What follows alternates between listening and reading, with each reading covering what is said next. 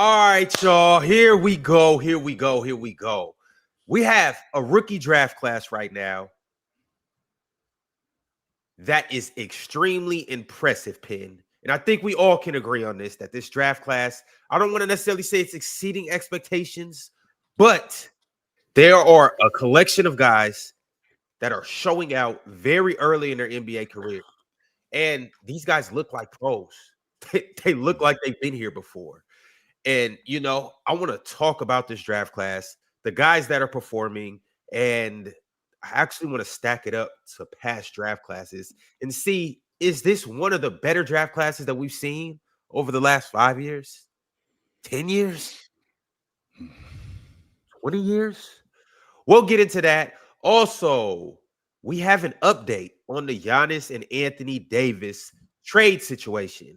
Apparently, we'll get to that because there are new revelations in that whole thing. So we'll talk about Giannis and AD and where they may be headed or just what's their current update. Also, the Sacramento Kings have made Sabonis, DeRozan, Levine, Malik Monk, and Big Ox all available via the trade block. They put all those guys' names up and said that they could potentially be moved, and they're listening to offers. So we'll talk about good landing spots for those guys and where they could potentially go or where we would like to see them go. Fellas, Ox got that look on his face like, come get all of this shit. You can have all this furniture, not some of it. Come get every last bit of it. You got a couch, you got these chairs. Come get all of it. And make me an offer too, by the way. Like, I ain't gonna highball you or nothing like that. Just make me an offer. You can have all of it. Put that OB. Yeah, we'll talk about that. But I first want to start with last night. In case you missed the game, you missed a good one. The San Antonio Spurs played against the New Orleans Pelicans. And there were two guys that happened to be in their first year in the NBA that played the best for both teams. Starting with the Spurs, Dylan Harper, the number 2 overall pick, had 22 points, 3 rebounds, 6 assists, and he also happened to make the game-winning layup. It was a tough bucket, too. And then you have the number 13 pick for the New Orleans Pelicans, Derik Queen, who a lot of controversy has been centered around him and how he got to the Pelicans. However, last night, he had a stellar performance of 33, 10, and 10. And he was the third rookie to have a triple-double in this manner. So, fellas, let's talk about it. Penn, I actually want to hear from you first about what both of these guys did last night. Who were the other two? One was Chris Webber, right? No, LeBron did it twice. And then another guy did it 10 times. Oh, damn. Chris 30-point triple-doubles. Chris Webber didn't have a 30-point triple-doubles. No, so 30-point triple-doubles before the age of 21. Oh, okay. You got De'Aaron Fox, did it in 2018. Victor Wembanyama did it last year. Derik Queen did it last night. LeBron did it twice. And there's another guy that's running around that just happened to do it 10 times before the age of 21. But that would be Luka. Luka really the Dawn. About Chubbs. Yeah. Well, I will say this. That shot that Dylan Harper hit over Sadiq Bey was not easy. That was a difficult shot under pressure. He is him. He is really good. And I think it was Sean Elliott who said that's going to be a super duper star. That was the call. He's going to be a super duper star. You could add an extra duper to that. He's great. Do you think that in your estimation, Penn, in terms of the pantheon of point guards, when we get to year 4, year 5, how do you think we're going to be talking about Dylan Harper? I think you're going to be talking about him the way you thought you'd be talking about Cade in 2021. And Cade, what does that mean? I think we're in year 4. I think we're in year 4 right now. Hold on, chill. Yeah, we got to figure out how were we talking about Cade Cunningham. Can Mars, would you like to give us revisionist history? How was Cade being spoke of in 2021? You know, I don't have I the remember. sharpest memory. Me and the chat. I- We- Well, we in know- my remember. in my opinion, but Penn probably knows better since he knows we're going to be talking about. Well, he thinks that Dylan Harper is going to be spoke about similarly. Cade was seen as a generational guard prospect at the time, from what I know. He was seen as this big guard who could do everything on the court, shoot the ball, create for others, get downhill, had defensive upside. There wasn't really seen as many holes in his game in terms of things he couldn't do. He was probably seen as the best American guard prospect since Kyrie, unless I'm forgetting someone. The name was Grant Hill. Actually, that was the name that they used with Cade Cunningham when he was coming in. It was Grant Hill. Grant It was a Hill, Grant Luka Hill. Doncic. Grant Hill prototype. That's what it was. Big guard, 6'7", could get downhill, great transition player, finish at the rim with the best of them. The evolution of the big guard. And today, Ron, where are we with Cade 4 years later? How are we talking about him? He top 7 in MVP ladder. So that's the He point. was just right? player of the month in the East. There we go. Well, hey, chill. He's lived up to all of those expectations. Mm-hmm. I think it's safe to say that. I'd like to and think potentially even exceeded him. Look, man, De'Aaron Fox amazing, right? De'Aaron Fox is a really great player. He is, yeah. So some of y'all think he's like a top 5 point guard. I do. Steph Castle just won Rookie of the Year, right? Correct. Mhm. He's a really good player too. I had him, at times last year. I had him at number 1 in my draft. All that being said, when Dylan Harper went to San Antonio, I was like, that's the guard of the future. I don't care what you do. I don't care what trade. Giannis going the other way, Dylan Harper staying, Wemby staying. And a lot of people find that to be like weird. Like, how could you possibly be talking about this? Aren't we trying to win with Wemby, etc.? Yeah, I think Dylan Harper going to be ready to win in like year 2, year 3. So everything the Spurs got to do right now is geared towards 2027, 2028. That's the year. So you comfortable, Penn, moving off of De'Aaron Fox right now? Well, it looked good last night. With It looked good. It looked good last night, seeing the three of them Mhm. together. So it looked perfectly fine. But I mean, they did squander a 20+ point lead. So I mean, how good did it really look? That doesn't really hold a lot of weight with me, Penn. The reason It's why just that doesn't the hold weight with me- priorities. The priorities is what I'm talking about, right? Like Sure. they always say, like, what's the priority? What's the priorities, right? A priori is a priority. People who got priorities don't know what their priorities are. It's a priority, one. Mhm. And the priority is Wemby. So it's like, which guard here maximizes what a stretch big does the most? I don't know. It's the guy. It's the What if all 6'6" three of guy. them do though? They do, but they kind of get in each other's way, right? Because none of them necessarily project to be like the greatest shooters. Dylan Harper can shoot. De'Aaron has off the dribble. De'Aaron can shoot. Dylan's greatest strength, like honestly, at times he's reminded me of Manu Ginobili. It's very rare for me to look at a team, be like, Dylan Harper's out, they're probably going to struggle tonight. That's weird. But when he was out, I was like, they're probably going to lose a lot of games without him. He impacts winning right away. Most rookies don't. And last year he was at Rutgers, and people were like, we don't really get to see him whether he's winning or not winning. So the context was very much like, you got to project what this is going to look like with better talent. And how many games did they lose without him? Yeah. I really don't remember. But it But was rolling. I think they were 6-1. Yeah, they didn't lose, but the idea that he thought they might. They were rolling. they didn't lose, but I felt Yeah, the idea that he thought they might is what's Hey, important. my not whether feelings, they- my because feelings Wemby, matter. because Wemby was out, and Is this De'Aaron the in and- theory logic, because- Moss? Is that what this Well, is? yeah, Yeah, like De'Aaron- the De'Aaron fact and that Harrison he were thought Dylan Harper absolutely- was that good. That He's he my thought the security Spurs would lose blanket, without him. Joe. It's like Yeah, like when but you're a but kid, you got a chill, security because blanket, makes you feel De'Aaron good, and right? Harrison were absolutely carrying the squad. So 100. That was 100% going on. I think De'Aaron Fox was averaging something like 28 a game, 28-6, 26-6, something like that. While that was going on, so in and not theory, not to mention Harrison Barnes was balling last night. That's what he does, though. Shout out to the Black Falcon. So they Yeah, lost 4 games definitely shout out to without Black Dylan Falcons. Harper. So just to confirm, they lost 4 games. They lost against Dallas. They lost against Golden State twice. I'm talking about since Wemby's been gone and Foxy's been back. And also, how many did they win without him too? Yeah, but I didn't say since Fox has been back and Wemby was gone. I said when Dylan Harper went out, I now felt like based on how he was playing prior to going out, I was like, oh, they're going to really struggle to replace that coming off the why bench. would you think that though, Penn? Considering De'Aaron Fox who he is, and he very much plays. I mean, Dylan Harper plays like De'Aaron Fox. Except De'Aaron Fox is better. So why would you think that they would have that kind of drop off from a rookie to a vet? Like, Chill. He was De'Aaron wasn't averaging there like when he first got 27 hurt, minutes though, a game. like 26, 27 minutes a game, and they were like, I think 5-1 to start the season. And people were talking about, is this Spurs team for real? Are they going to win a championship? They did all of that without Fox, with Dylan Harper coming off the bench and doing amazing stuff, and that Manu Ginobili kind of 6-man role. So that's what I'm saying. Like when without Dylan Harper, just anyone. Now there's wait, so what? the 2 games over 500 without. They're 6-4 without Dylan Harper this season. Yeah, but I'm saying like in the start of the 500 season, without. because I couldn't see in the future ahead, 5-1 to start the season. He goes out in that first game, right? The first game he goes out is the one that they lost. Yep. So And a lot of that is the reason I that's said that though, Penn, is because when he went out initially, they didn't have De'Aaron Fox.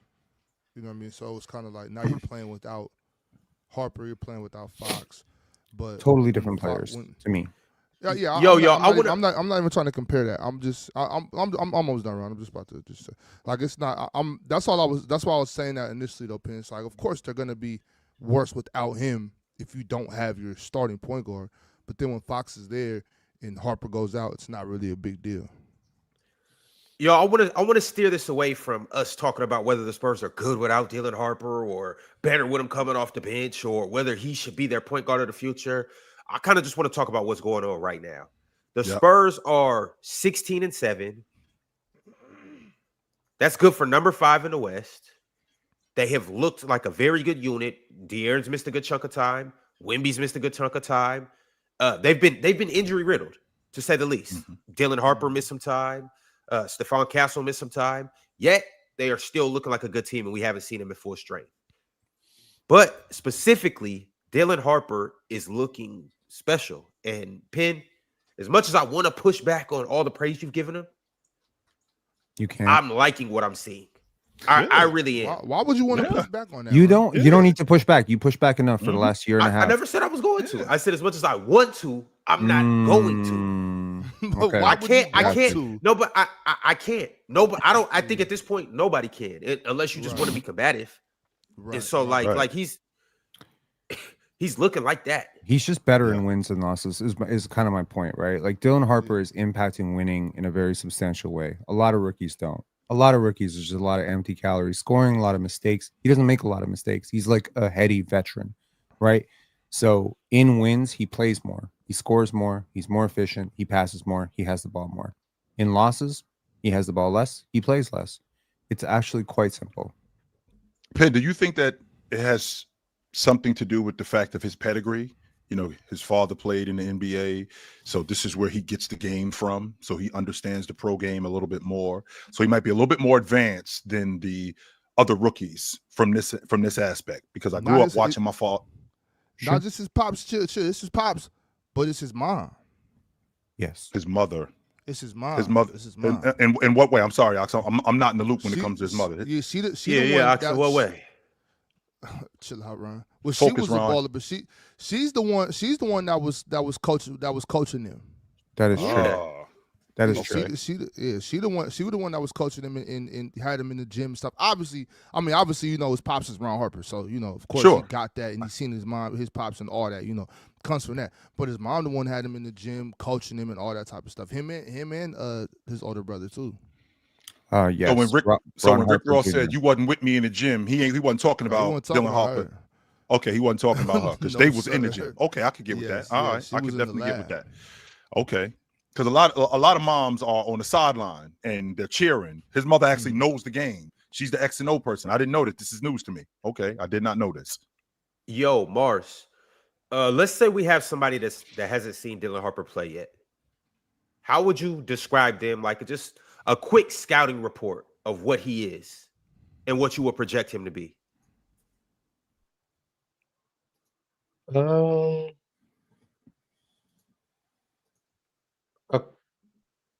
crafty downhill guard who can guarantee 2 feet in the paint on any given possession, who plays with amazing pace and control for a player of his age, is a willing passer, and is one of the better finishing talents in the league amongst like his peers and whatnot. hasn't shown much of an intermediate game to date, and isn't a great outside shooter, but has shown flashes, and numbers would say he has room to grow in those areas, particularly from three. But that's probably the best way I would describe him offensively. And defensively, I think he's actually been better than I thought.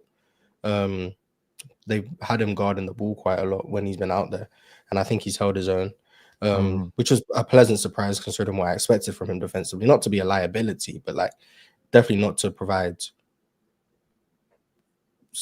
close to neutral value on defense. So that's more of a surprise, but that's probably the best way I would describe him. It's interesting. Penn compared him to Manu. It's like I see and I know he's on the Spurs, so I guess it's an easy parallel. But like I see like Tony Parker and Manu within him. Like I see flashes, and it's like, oh look, this guy he gets to the paint whenever he wants. Oh, Tony Parker, this guy, he has extremely creative movement patterns in order to get into the paint. Oh look, Manu Ginobili. But maybe that's me just making the comparison because he's a Spur, which I could understand. But I think, in my opinion, when he's played, I think he's probably been he's been one of the top two rookies, in my opinion, just as a player. So that number two's he's living up to that number two. Who's number one? Yeah. To me, it's Coop, but okay. he's been really good. Interesting. I can't wait till probably around All-Star break. We'll do a redraft. I don't want to do it too early. I want to let these guys get their feet under them. I want to make sure we see some more. Nah, Ron, let's do it right now. Con Knipple, number one. Let's do it. I'm just kidding. I promise. I'm just joking. I have a different number one than all of you guys. Hey, Ox. Derik Queen. Hanson Yang. Good, good job. It can't be Yang. It can't be. He going Yang number one, bro. He's doubling down, tripling down. I don't even know if Yang's ever had a good game. Like it can't be ever. It's not that. It's in the NBA. Player of the year. It's the aura more similar to how you felt about Jalen Green, but we don't need to get into that. I wanna bring it back to Dylan Harper right quick, and then we'll get to Dylan or Derik Queen and his triple double. But with Dylan Harper, Mars, you highlighted something that like stuck out to me. You said he gets 2 feet in the key whenever he wants to. I'm not gonna lie. And part of it is, you know, those guys where it's like almost kind of Brandon Roy-like, where it looks like they're moving slow and it looks like they're not athletic, but they are. He kind of got that to him where he just moves so fluid and so smooth. It doesn't seem like he's as fast as he is. But after you keep watching, nobody can stay in front of him. And it's like, this isn't by accident. Yeah, and he's big too. Yeah. I didn't realize just how quick and how fast this dude was. Yeah. When I watch guys, Mars, get downhill, the thing that I pay attention to is how you cut off angles to not allow the defense to recover. And Dylan Harper is really good at that. So when he gets by you with the weak, not with the strong hand, but with the weak hand, when he gets by you, he closes that gap for your ability to recover so good. And what I keep forgetting is he's 6'5". I didn't know he was that big. I'm thinking this dude is like 6'1", 6'2". He's 6'5". So Penn, when he closes that gap, and on top of him being that big, he's really physical as a guard, which I really dig, right? Really physical as a guard. He closes that gap. He makes it difficult for you to recover. So now you in a space where you have to foul. Either you have to foul or you're funneling him into the big, who sometimes isn't even there because he can't recover because Dylan Harper has gotten to the rim so quickly. You know who it reminds me of, Ox? Foxy. That's who he reminds me of. I'm sorry, the dude that's already on their crew. But, I mean, who am I? What do I know? I don't know much. But this the thing, Chill. Obviously, they're not going to do this, right? Mm-hmm. Obviously not. But, I mean, this kid might be made of glass, Chill.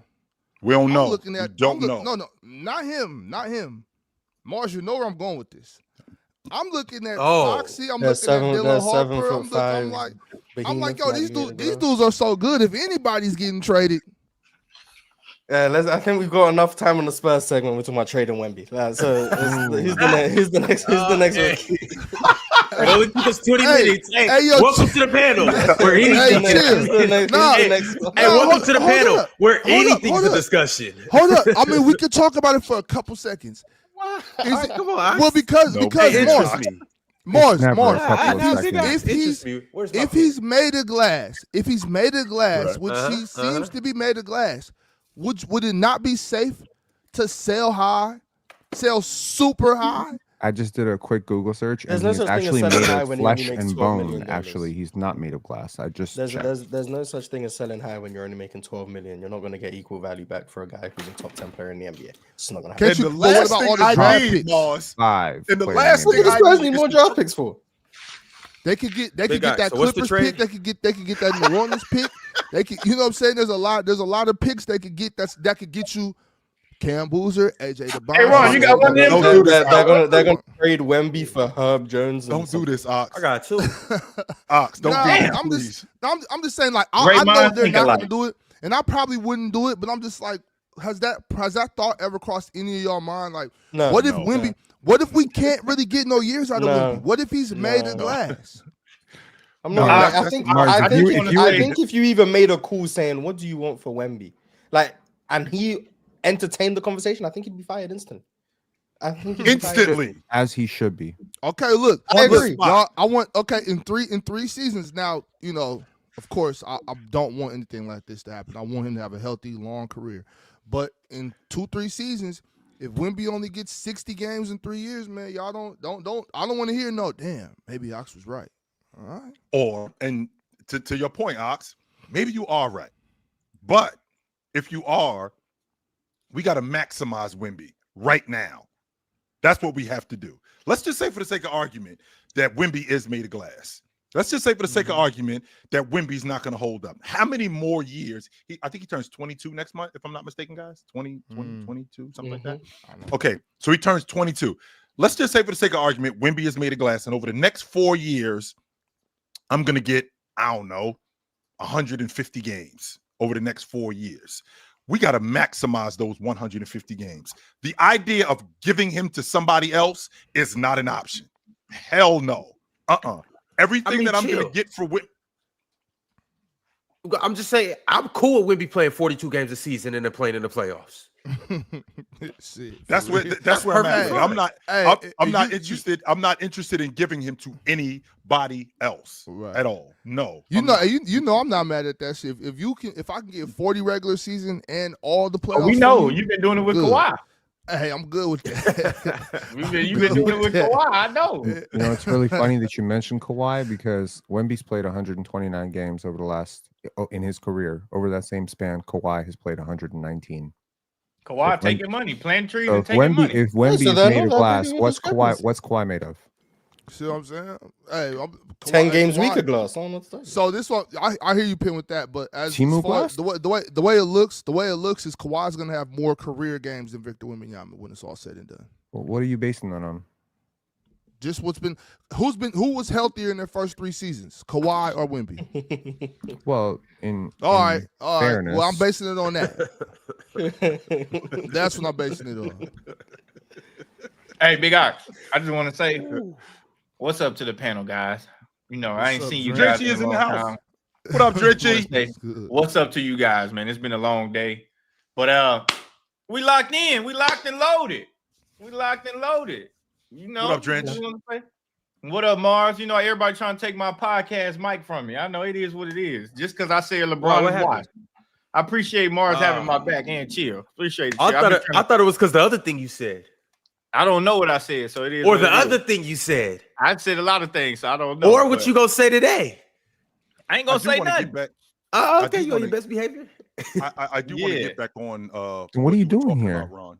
Right. I do want to do that because like, not gonna say anything. Just come up here with a microphone on a podcast. No, Not gonna say I'm gonna nothing. be That's agreeable. what I do. Like that's what I do most days. Oh, you definitely don't. You're not gonna be agreeable. I know that. Ox, when I watch, Oh, you got the hat when on I watched- too. Oh shit. Let Chill go. What are you trying to go off? You guys My talking bad. about I'm hats sorry, and- Chill. I'm sorry, God Chill. I'm damn. sorry. Go ahead, Chill. Proceed, Chill. Where's my hat? Ox, I was watching that New Orleans game last night, and I can appreciate, how everybody feels about Dylan Harper.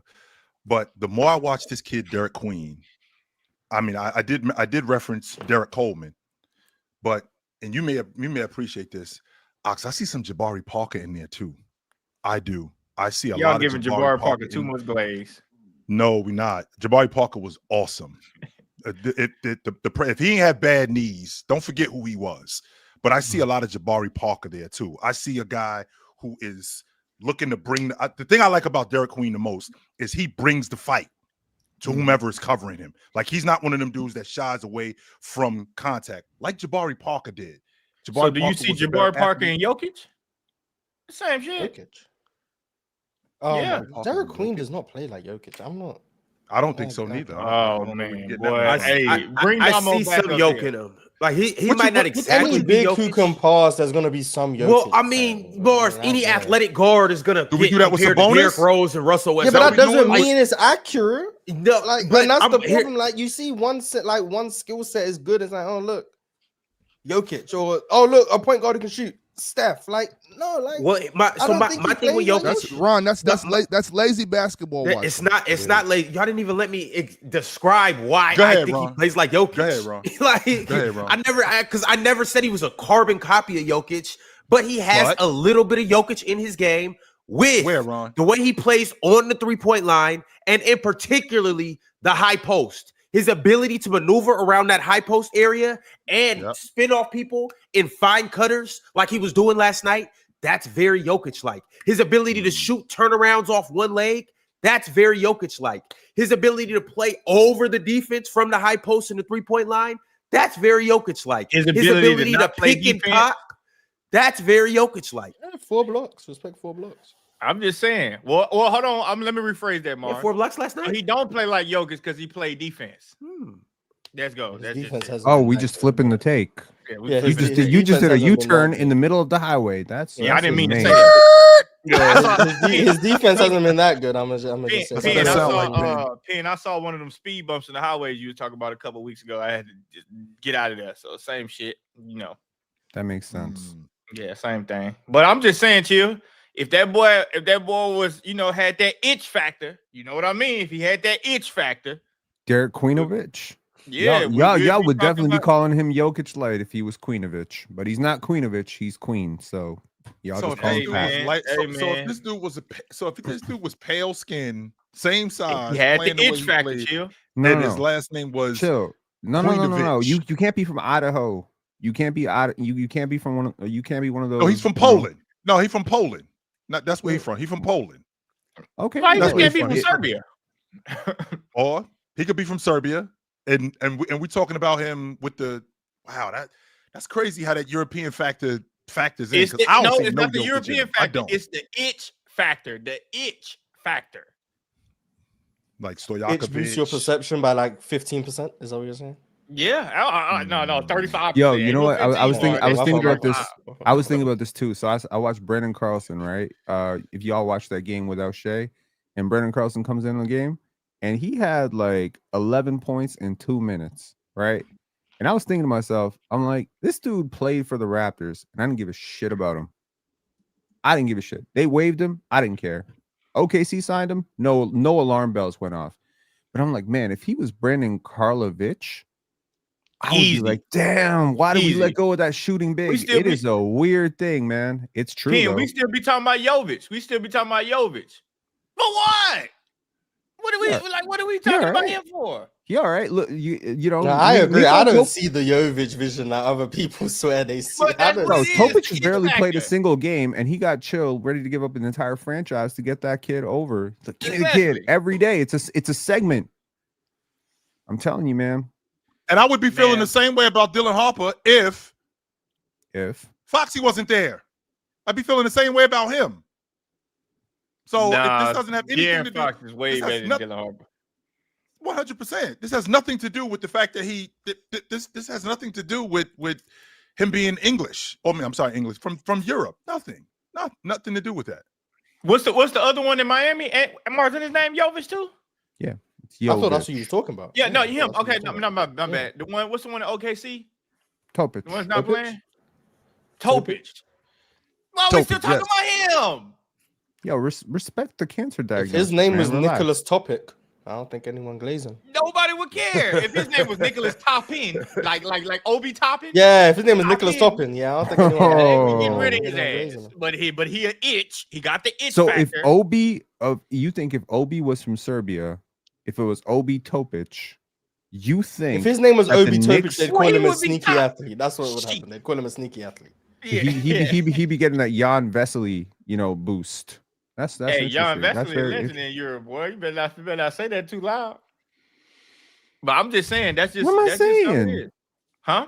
What am I saying? He sucked in the NBA. What the hell am I saying? He was a He- freaking yeah, hyper athlete.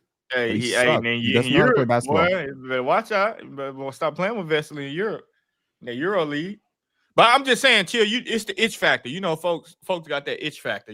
That's a real thing. I'm telling you, that's a real thing.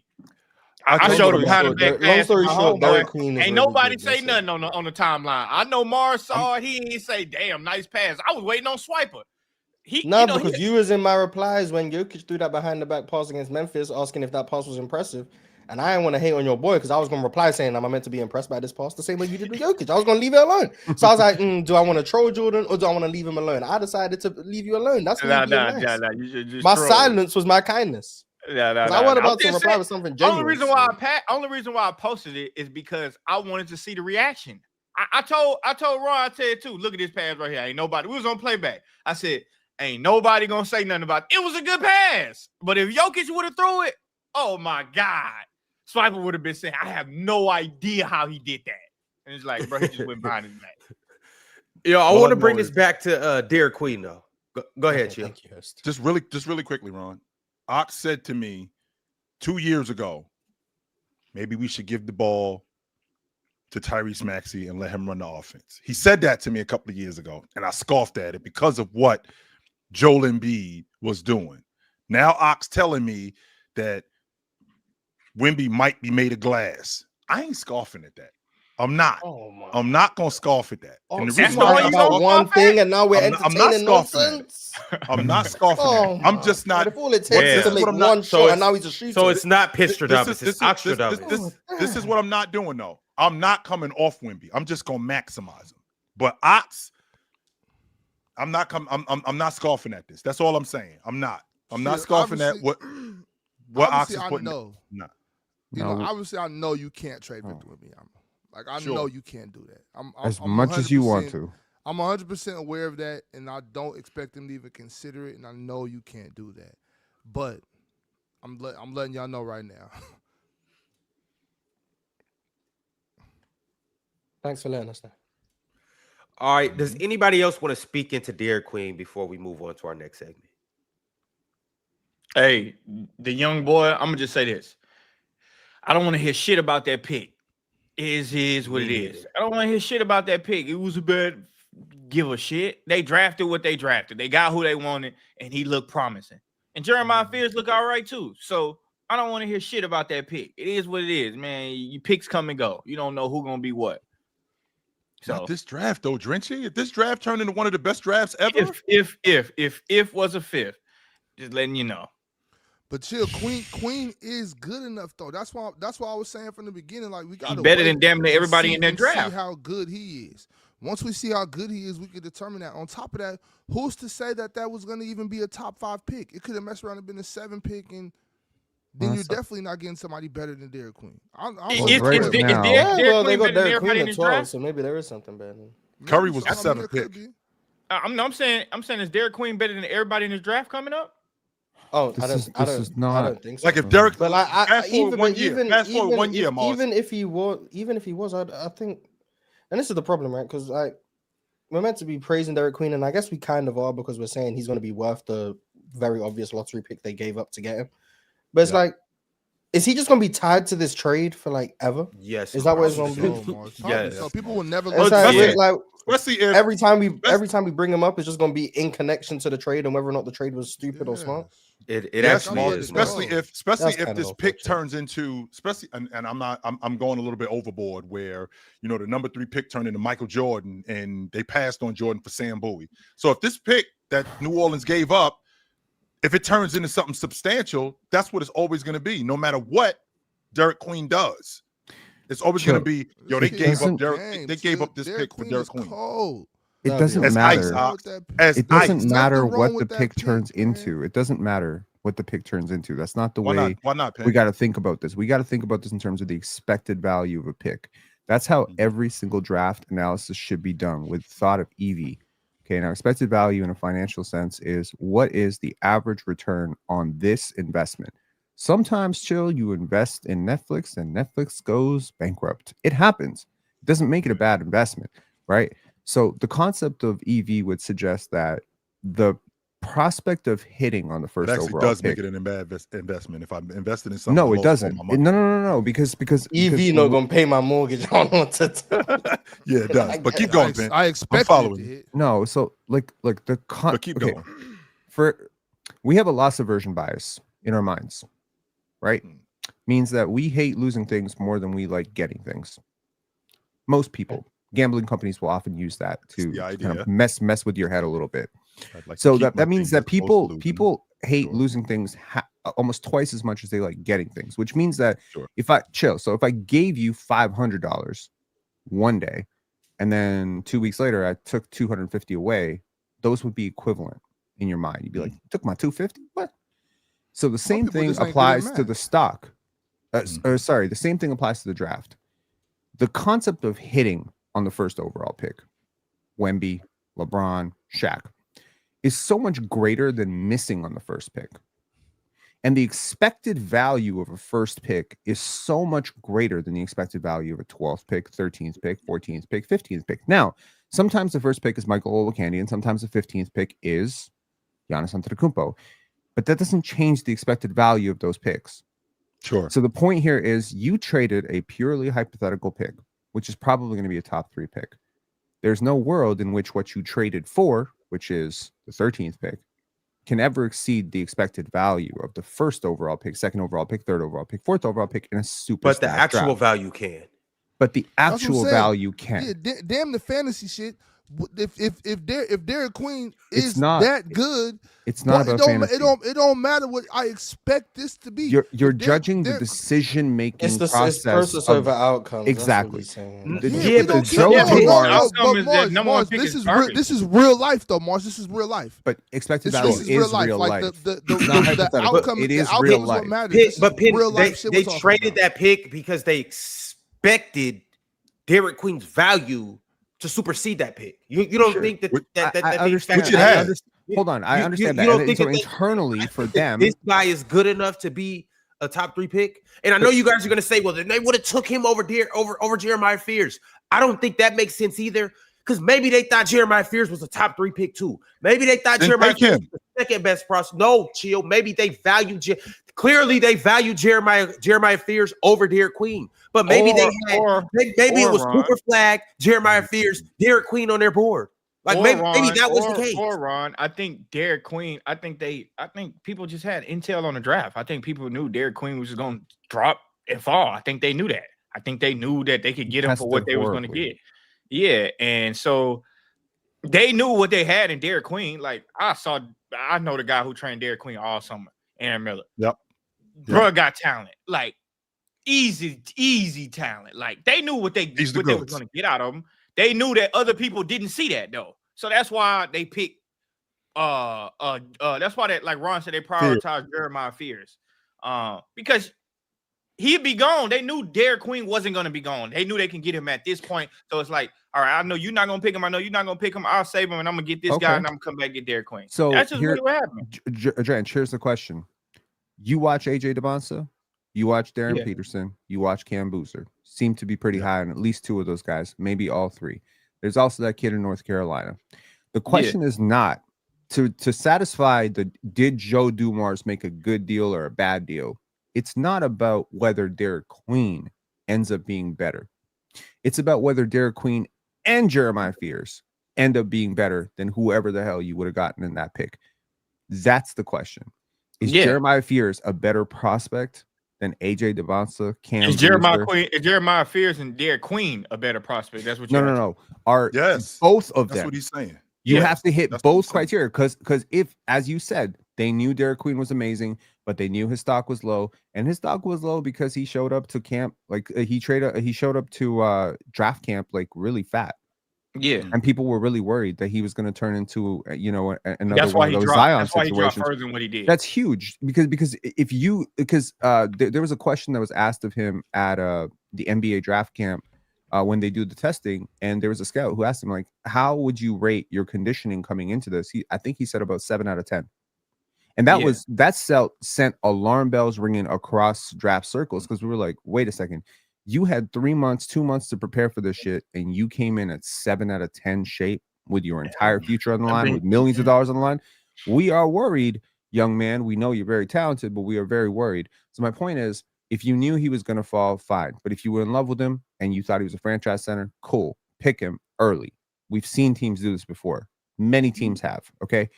My point is, if you pick Jeremiah Fears with the expectation that you will also need to acquire a second pick to get the guy you really want, who is going lower in Derik Queen, then I need Jeremiah Fears and Derik Queen to exceed the value of the 2026 first round pick that you gave up. That's the point. Because we don't get to go next year. Because you could have just picked Derik Queen and kept your pick. Mm-hmm. I mean, I think there's also the opportunity cost that nobody's factoring in here. That pick is a heavy value asset right now. Heavily. If Victor Wembanyama ain't getting traded. I love Jeremiah Fields. If Victor Wembanyama ever did get traded, I guarantee you like that the number pick, 3 pick, Ron. I think that'd be what happens okay, if that pick turns into like the number 4 pick? All right, then he better be Michael Jordan. Then he better be Michael Jordan. That's Then he better be Michael Jordan. But that's Michael Jordan. No, Michael Jordan. He got to be better than 2 players. 2 guys that I think are going to be very good NBA players. Yes, then he got to be Michael Jordan in order to be better than these 2. My thing is this. One Cam Boozer or one AJ DeBonsa or one Darren Peterson or one Caleb Wilson. Yep. To me, it's not. Those guys are good. To me, those 2 guys, that one of them don't outweigh the talent of those 2 together. Whoa. I'm not saying both combined. I'm saying each. So I don't think it has to be each now. Like where would Jeremiah Fears? 100% Penn. Stay right there, Penn. Because where would Jeremiah Fears? He's coming in the 2026 draft. Where is he falling within this draft? He probably would still be top 3, 9th, top 4, 10th. He's not top 4. If he got another year of college, if Jeremiah Fears got another year of college, you know what he would do with another year of college? Hold up, Jordan. Look, it was a very surprising rise for Jeremiah Fears to even be considered a top 6 pick last year. Very surprising. And last year's draft is not as strong as this year's draft. No. Yes, but he would be in year 2 in college. Yes, and teams would discount him. You know what he would do in year 2? I don't care what he would do in year 2. You're basing this like draft doing in year 1. Production. He would probably average 20. He probably average 24, 23. And if that mattered, Nick Clifford would be a top 3 pick. It doesn't matter. Teams understand that you're older. They see you as less valuable. Caleb Love is younger. All these dudes are younger. 1 year older is not going to make a difference. It always makes a difference. Derik Queen slipped in the draft partially because he is older. He is older. He is like a full year and a half older than Cooper Flag. That's why he slipped. That's one of the reasons. No. First of all, that's not also, why. I'm very high on Fears. Just so we're clear. They picked Cooper Flag because he was better than Derik Queen. No, they picked him because he was better than him at 18. If Cooper Flag was 22 and he had the season that he had, dude, if Cooper Flag was 21 and he had the same year that he had last year, he wouldn't go number 1. I think you're on mute. No. You don't think age impacts draft stock? It do. It didn't. It do. It don't impact Cooper Flag and Derik Queen though. That don't. Yes, it does. You know how many times I spoke to a pro scout? Cooper Flag was in college in 3 years. Still picking Cooper Flag. Okay. What are y'all talking about? Wait. If Derik Queen and Cooper Flag was the same age, I guarantee they still picking Cooper Flag. What are we doing? After year 3? Why do you? Well, I don't think he's saying that if Cooper Flag and Derik Queen were both 21, Derik Queen would be drafted higher. I think what he's saying is that Cooper Flag being 18 and Derik Queen being 20 or 21, however old he is, 20, definitely is a big reason why one went number 1 and one went 12. I'm saying that's not the reason. I'm saying if Cooper Flag did everything he did last year as a 21-year-old, he's not probably wouldn't have gone number 1. Okay, but I'm talking about maybe he would have, but I'm saying just off talent alone. I'm talking about just Derik Queen alone. If he had this same talent at 18 and Cooper Flag had his same talent at 18, Cooper Flag still going number 1. What are we doing? But could you see Derik Queen going number 3? Yeah, at 18, 100%. Because teams would look at him dominating in Maryland the way that he did. No, hold on, because it definitely depends because you'll have questions about his athleticism. Once again, him being fat. looking at Derik Queen play, That does matter. people just That does matter. have a perception Jordan, of Derik Queen. follow Like me. it's not about his Why age. do I get a fake birth certificate? Huh? Why do I get a fake birth certificate, Jordan? If I'm a young prospect from one of those countries you're always shitting on, why would I get a fake birth certificate, Jordan? It's to convince people I'm younger. Hold on. But why? Because you are moving. You want to move the argument to a different place. It's I'm the same saying, place. No, it's not. Different I'm continent, saying clearly. that the age for those two did not matter. Cooper Flag got up and proved he could play with them and dominate their age. That So didn't if matter. Derik Queen hit up some dude I'm saying if on Jeremiah Pierce Craigslist was and said, 19 in get college, me was a 19 in fake college birth and about to get certificate to show that drafted, I'm 17 he years still old. would go Wasn't he top 19? 4. He would average probably 24 in college. He would go top 4. Jeremiah Fears played his collegiate season at 18 years old. Yeah, All right, Jeremiah- y'all. I Jeremiah do was got to also step young. in. He was still Khan go also young. top 4. Yo, we'll circle back around to this topic. I'm assuming we got some good super chats. Before we get into those, chat, y'all know what's up. Everybody on Twitter, y'all know what's up. Everybody that's watching on Facebook, y'all know what's up. Like the video, reshare the video, retweet the video, subscribe, become a member, all of that good stuff. Make sure you follow us on all platforms. Y'all, I'm telling you, 2025 has been a hell of a year. 2026, PC turning the notch up a little bit. Hey, it's gonna get a little more hot in here, y'all. It's gonna feel a little different in 2026. Man. Y'all just stick around, pump your brakes, put your seatbelts on. I promise you, it's gonna be a nice ride. But in the meantime, while you are in your car waiting for us to get to our destination, download the Splash Sports app because this will buy you some good time, and it will buy you whatever you would like to buy for Christmas, New Year's, birthdays, Valentine's Day, whatever the case may be. You can use your basketball knowledge to go ahead and get a nice splash in your bank account. And you can do that by downloading the app, by scanning this QR code on the screen, or just clicking the link in the bio. Once you download the app, Splash Sports gives you a ton of opportunities by allowing you to choose from a ton of different players on any given night. Well, they obviously got to be playing that night, but you will get their player projections. And Quick Picks on Splash Sports is their new peer-to-peer daily fantasy sports game where you can pick more or less on at least 2 player projections, anywhere from 2 to 6 players, and your entry gets matched with other players at the same buy-in and the same pick count. And here's the cool part about it is you don't have to win all of your picks. You don't need the perfect card. You just have to get more correct picks than everybody that's in your group, and then you win cash. And if multiple people tie for the top spot, then they split it. So here's what you need to do. Download the app, use code PLAYER. And then when you deposit your money, Splash Sports will match up to $50. So if you put $30 in your account, Splash Sports will automatically give you another $30 to match your $30. Now you got $60. And they'll give you a 100% boost on your first entry. So go ahead and download the app, use code PLAYER, and do what you do best. And we're going to show you guys exactly how to do it right here, right now. Big Ox, what you got for us today?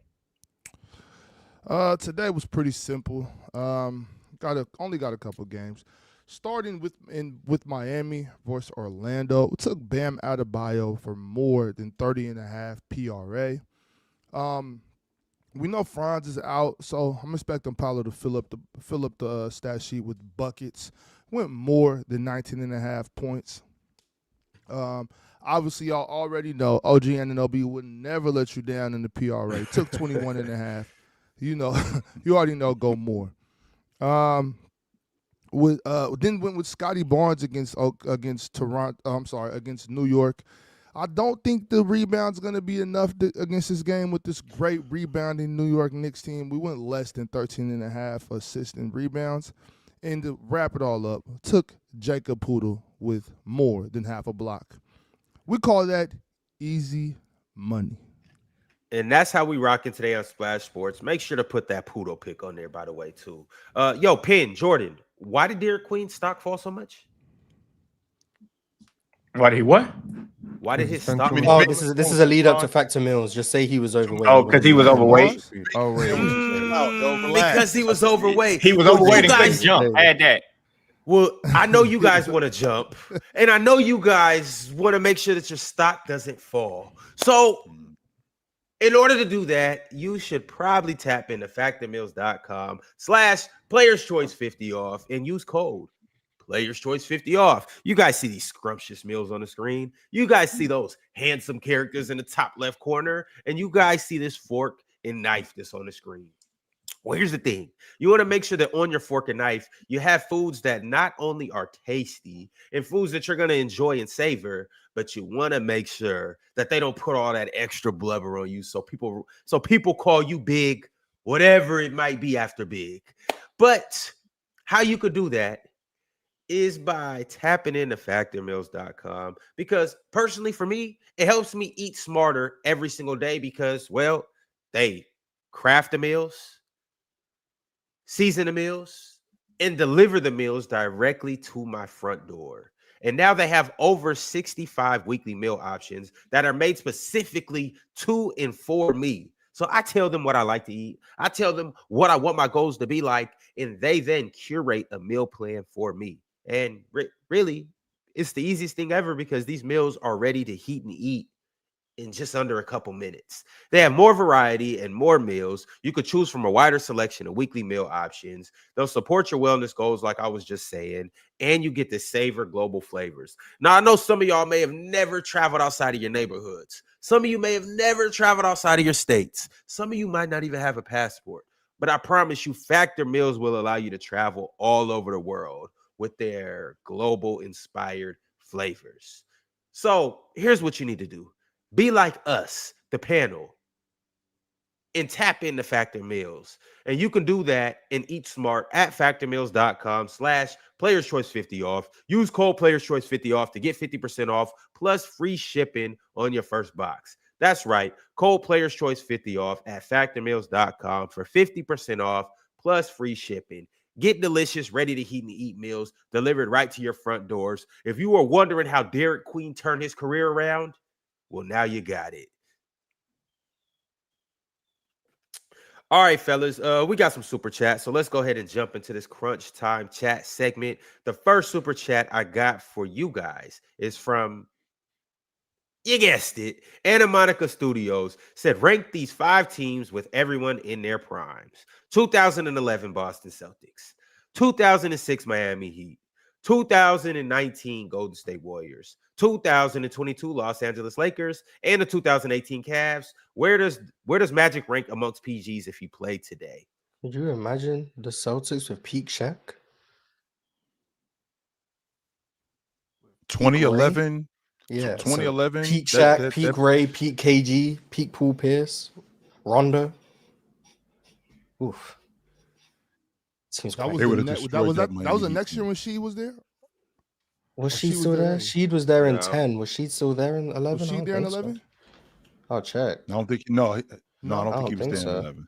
Okay. Yeah, he wasn't, because he came back and played for the Knicks his last year. Yeah, he wasn't. Right. I was about to say, I don't even know. So 2000 Shaq, is it their prime or their peak?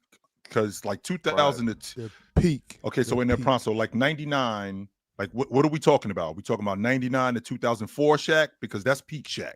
That ain't prime. We're taking like Lakers. We're taking like Lakers Shaq. So like Lakers Shaq on the Celtics with Bucks Ray or Seattle Ray, whoever you think is better. I'm gonna take Bucks. Rondo is like that time period anyway, so just Rondo. Yeah. Paul Pierce, Minnesota to Garnett me is like the early 2000s. Minnesota KG.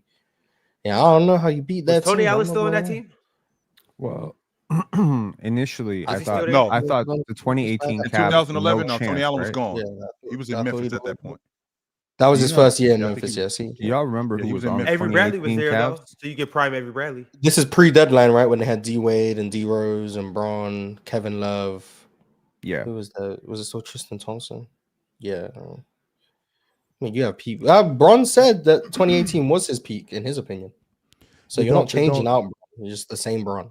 And it don't matter if you get 2000, you get 2000 Shaq and 2004 Kevin Garnett. You can't. Yeah, you could just. That's what like the 18 Cavs, like that's a really high level talent. And 2018 Braun might be the best player of the group, although I would say 2000 Shaq definitely has a horse in the race.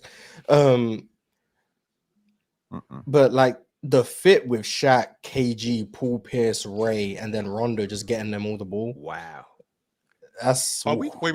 scary. But then you got Steph, That Clay, Kevin 2000 Durant, Boogie, and Draymond. Oh, Yes, which is pretty good too. fantastic. Boogie, hold on. Any Boogie's team a with bum. Rondo on it, give me Rondo, No, especially if it's the playoffs. no. Boogie's a bum. Y'all told me that already. You already told me Boogie's a bum. too. No, nobody said he was. Yeah, wrong but about you told us Boogie like that. Yeah, you did. Nah, You but 100% I listen to y'all. I don't know what I'm talking about. So, Boogie's Ron, are garbage. we just gonna scoff over prime Gary Payton like 1999, 1997? Yeah, Like respectfully, Gary that Payton? team is lost. Are we just gonna scoff at Antoine Walker and prime Shaq and prime Dwayne Wade? I'm definitely scoffing at Antoine Walker for sure. Yes. Man, I'm not doing I'm that. really. And that team is cool, but that team is definitely lost amongst the group. I don't even think twice. Personally. Oh, they had Zoe in that team too. So it's Shaq and Zoe down there. Yes, Dude. Lonzo Oh, yeah, Mourning. they did have, yeah, I team forgot is they had not like last. Yes, sir. Yeah, they had like the last breath of 1997, Lonzo 1998. Mourning. Lonzo Defense Mourning. gonna be crazy. I know that. Yes, Is that sir. defense gonna be better than Twin Towers. Kevin James Garnett? Posey and too. Chill. Shaq? They got you in the squad. That's why he glazing the team.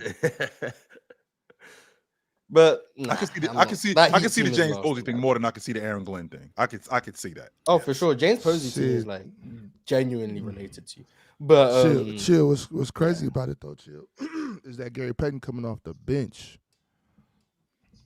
All right, man. White chocolate starting in front of him. Yeah. oh, I didn't know Ox was a Jason Williams guy. Nah, come on, man. Y'all know I'm just talking shit, but shout out White Chocolate though. Shout out chocolate. Yes, sir. I think that's easily the Celtics. Yeah, yes. However, just Shaq and KG alone. I mean, as good as Curry and KD are, 2000 Lakers Shaq and Minnesota Kevin Garnett, forget it. I'm straight. Facts. No, don't forget about Rondo too. You can't forget about Rondo. Yes, Facts. Rondo. Boy, Do that boy, man. Yeah, him and Steph, like they like. Yeah. All right, Mars. See, Mars always on some bullshit. See what happened, Drinks? I'm trying to agree with Jordan. He get mad. No, I didn't say that. I said him and don't quote me wrong now. I said him and Nash. Don't do that. Don't. Yeah, but then you wrong, just now. said he was comparing him to Steph and KD, and you said don't forget about Rondo. So obviously, yeah, Rondo in that group. No. I'm just. Anytime y'all hear me bring up Rondo, make no mistake about it. It's to lower Nash easily. Make no mistake about it. Do any of these teams beat the opening night roster for the 2025 Clippers? Oh, so what's that? Chris Paul, James, Kawhi. Who else is on that roster? Who's like crazy? Brook Lopez. Yeah, you lost me. Nick Batum? Yeah, Nick Batum in his And I know how you feel about Nick Batum, Mars. Yeah, that's my glorious goat. But come on, man, Shaq and KG. Oof. I don't think he's topping Shaq and KG. I'm not gonna lie. 2025 Clippers. James Harden in list. his prime, Kawhi in his prime, Chris Paul in his prime. That's an amazing doing top three. here. That's like that's three an amazing MVPs stacked. 3 MVPs. Yeah, it's an amazing top three. The rest of the roster falls off. Are you snoring on that, Ron? It sounds like you snoring on that. Ron. Hey, give him Bradley Beal too.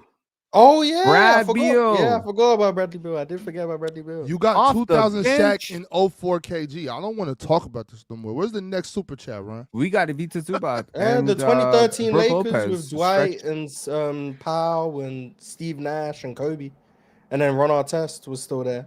And That team, everyone at their best. Hey, I like that. The 22 Lakers Ox with is Melo and Westbrook and Braun and AD. Why not bring up Dwight the was on 04 that Lakers? team. Why not bring up the 04 Lakers then? Why not? Yeah. Do that too. If they would have put them in here, I could talk GP, about that. We talking about Kobe, peak Shaq. Karl Malone with peak Yeah. Shaq. Come on, man. Bro, if that's a Hakeem squad. Olajuwon had gotten to Toronto a year sooner, I would love to bring up the 2001 Raptors and just Well, be with like, Vince and or 2000 T-Mac. Raptors. Yeah, Vince, T-Mac, Del Curry, and Hakeem. That would have been crazy. Would have been crazy. The Celtics still kicked their ass. Yeah, that Celtics All team. right. Ooh, that's scary. The next super chat I got is from J718. Jay said, think we got to give Dumars and the scouting department of the Pelicans some credit. Queen is nice. Not Fears just is Queen, nice. Fears.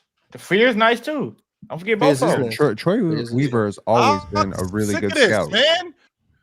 I'm tired of this nonsense. We got to give these dudes credit. Give them credit for what? Doing their job? Wow, Hold you found on, the chill. type. I mean, Sam No, Preston get no, credit, no. chill. Break, Don't do man. that. Damn, chill.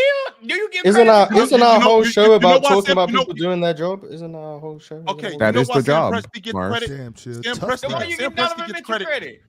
I'll just say I throw you off. I throw you off with that one. You don't. That doesn't do anything with me. But you give Sam Presti credit for finding Isaiah Joe. You give him credit for finding Wiggins late. Well, in the second Sixers round. drafted Isaiah Yes. Joe, to be fair. Right, and just handed him over. Right, you give Sam Presti credit. You give Sam Presti credit for Indiana basically handing over Lou Dort because he was on that group. They gave up on him. You give Sam Presti credit for stuff like that. You don't give Isaiah. You don't give Sam Joe Presti Dumars credit for Jada. Yes, he 100% gets credit for that. Derik Queen was drafted the same pick as Jada, or one pick later. Okay, first and foremost, the point is that J Dub. I want to make sure that I'm following you, Mars. J Dub, who went to Santa Clara, which is a mid-major Division I school. Okay. There isn't much expectation. He did Maryland find damn near. he did find a gem. Meanwhile, Derik Queen is playing in a top five power conference on a crew that went to the tournament. Maryland. He was what a top 3 prospect coming out of high school too. So like he was already. Didn't he go to Mount Verde? Derik Queen like was top 3. Derik Queen was top 3 coming out of high school. I think he went to Mount Verde. He was a big deal. I don't know if he went to Mount Verde. I don't think Derik Queen was top. It wasn't 3. hard to see. Chill. I'm gonna throw some names at you. Okay. It was Ace Cooper. Tell me if you pick up the trend. Marcus Hayslip, Marcus Banks, Sebastian Telfair, Sean May, Thabo Cephalosha, Julian Wright, Brandon Rush, Tyler Hansborough, Ed Davis, Markieff Morris, Kendall Marshall, Kelly Olynyk, Yorios Papagiannis. Yeah, Papagiannis. Shout out Papagiannis. Jerome Robinson, Kira Lewis Jr., Chris Duarte, Grady Dick, This is the history of Devin the 13th Carter. pick. Yeah, this is the history. Now I of the skipped 13th out pick. the good ones. I skipped out Jalen Duren. I skipped out Donovan Mitchell. I skipped out Devin Booker. Why'd you do But that? that's about it. To That's show that the about it. 13th pick doesn't normally breed the results. Of It's a not Derik Kobe Queen. Bryant every time, chill. The number 1 pick isn't the number 1 pick every time. It's not LeBron. Yeah, we don't have to. We don't have to act going right past the the 13th EV, okay? pick. The 13th pick producing a player of Derik Queen's talent, Is rare especially as hell. this early, is very rare. good. I mean, but I we wonder just seen if with you J-Dub go- Why you if skip you- out the good one though? 4 seasons ago. Yeah, To and prove like my I said, point. Sam Presti got I credit skipped out Richard for Jefferson drafting too. Jada. No, as he What pick should. was But Kawhi? 15th. If I wanted in the lottery, like what pick has been the best historically? Like what? Three. I What? don't think they would have. I don't think they I would was have. I was thinking it might be 3-2 pin, but I'm curious to know. It is actually 3. And 2 has been significantly worse than 3. Yeah, And number one 2 has is like been a cursed pick. It feels Yes, like. Just one in my is- mind, it feels But you like. know why the third pick is so great? Because of Michael Wow. Jordan. Oh, I was hoping Because he was Michael going Jordan. deeper Literally, than he MJ. is floor lifting that entire third pick like he floor lifted the Chicago Bulls. The I fact always that he feel like wasn't number pick number 12 one is breeds kind of decent crazy. picks. I always feel like number I mean, 12. Hakeem I Olajuwon. mean, There's no no, scientific Hakeem evidence. James Hakeem Wiseman, Olajuwon. Michael Kid Gilchrist, just like, damn. dude, like the Machine number to 2 beat. pick has been cursed, and of course there I has have been no some idea tragedy how around the fucking number Michael 2 Kidd pick as Gilchrist well, was picked. Yeah. right? So He was nasty. Michael Kidd Man, Gilchrist no, was a I did baller. not like Michael Kidd Gilchrist in college. I didn't like him in college. I was like, bro, it's no way y'all think he a NBA superstar. I was saying that shit back then. Like, it's no way you look at Michael Kidd Gilchrist game and say this is a superstar. how old It's were you? no Maybe not possible way. a superstar. Jordan was but- like 16 when he got Oh, drafted. okay, I got you. Yeah. I was saying that then. I'm like, the fuck? It's no way. I was So like, who it's would no you have a way. beard? Did you have a beard who then? would you have taken? You'd have a I- beard in I- 16? Probably not as big as it is now, but probably had like some. So you had it just wasn't nappy? I guess you could say that for sure. It wasn't fake. You know, I got a beard transplant. I guess you could say that. Mm. Yo, I want to jump into one more super chat, and then we're going to get into the fast breakdown for the games from last night. The next super chat I got is from Almighty Howard. Almighty said, off-topic question, but who's you guys' top 5 offensive ball movement teams of all time? Or facilitating offense, you could say. God damn. Spurs. The Spurs gotta be up there. The Warriors gotta be up there. So Spurs and Warriors. There's gonna be 3 different Spurs teams in the top 5. So. Yep. Which ones, Ox? So throw out. Okay, go ahead. Well, 14 is 1. I'll go 13 is 2. And shit, any other one than 1. I just know it's gonna be one of the other. It's gonna be one of the other. Can I throw in those 13 to 14 years yes, go crazy. Mars, because I'm putting. Oh yeah, that's a good call, Mars. That's a good call. Can I throw in last year's? Who you throwing in there, Mars? Last year's Pacers team. That Pacers team moves the basketball. And top 5 all time. I'm not sure, but I know they deserve some consideration. I'm not gonna act like I've thought about this answer longer than the 10 seconds it was on the screen. But last year's Pacers team moved the ball well. The Warriors obviously. Surprising. The Spurs. Yeah, there's a surprising like dark horse contender on this team, which is the 30-win 2024 Toronto Raptors. Man, they moved the ball exceptionally well. That's a bald horse. That's a horse with no hair. I'm trying to think back throughout history of like some sneaky teams. That's a like seahorse. The Blazers team with Bill Walton moved the ball well. Ball movement. How can we leave out any other like the 92 Bulls with the triangle? How innovative the triangle was and how the ball moved with the triangle. At that time, you're right. At that time, that was the definition of ball movement. Those early 2000s Kings team moved the ball. Thank you, Mars. Yes, they did move the ball. Did they move the ball better than that 86? That's a good example you used. At that time when the triangle was introduced. What about like the 18 none of the 7 seconds or less Suns?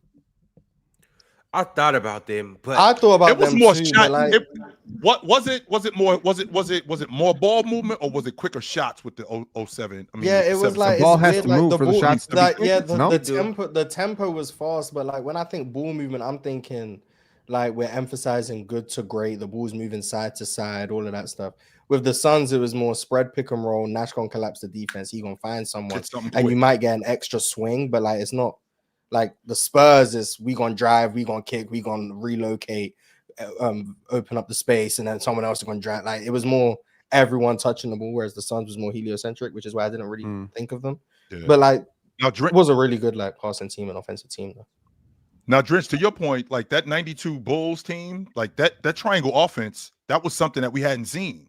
Yeah, right? exactly. That was something where the ball was moving, people were moving. It was a lot of dribble handoff, like the ball wasn't stuck to people's hands, even though Jordan would take a lot of shots, but the ball was moving a lot more. I made a video probably like 3 years ago. Maybe it's about 3 years ago when I was talking about that. Like I know a lot of people say Michael Jordan was a ball hog and stuff, but he didn't keep the ball as long as you think he did. Like he was moving, yo.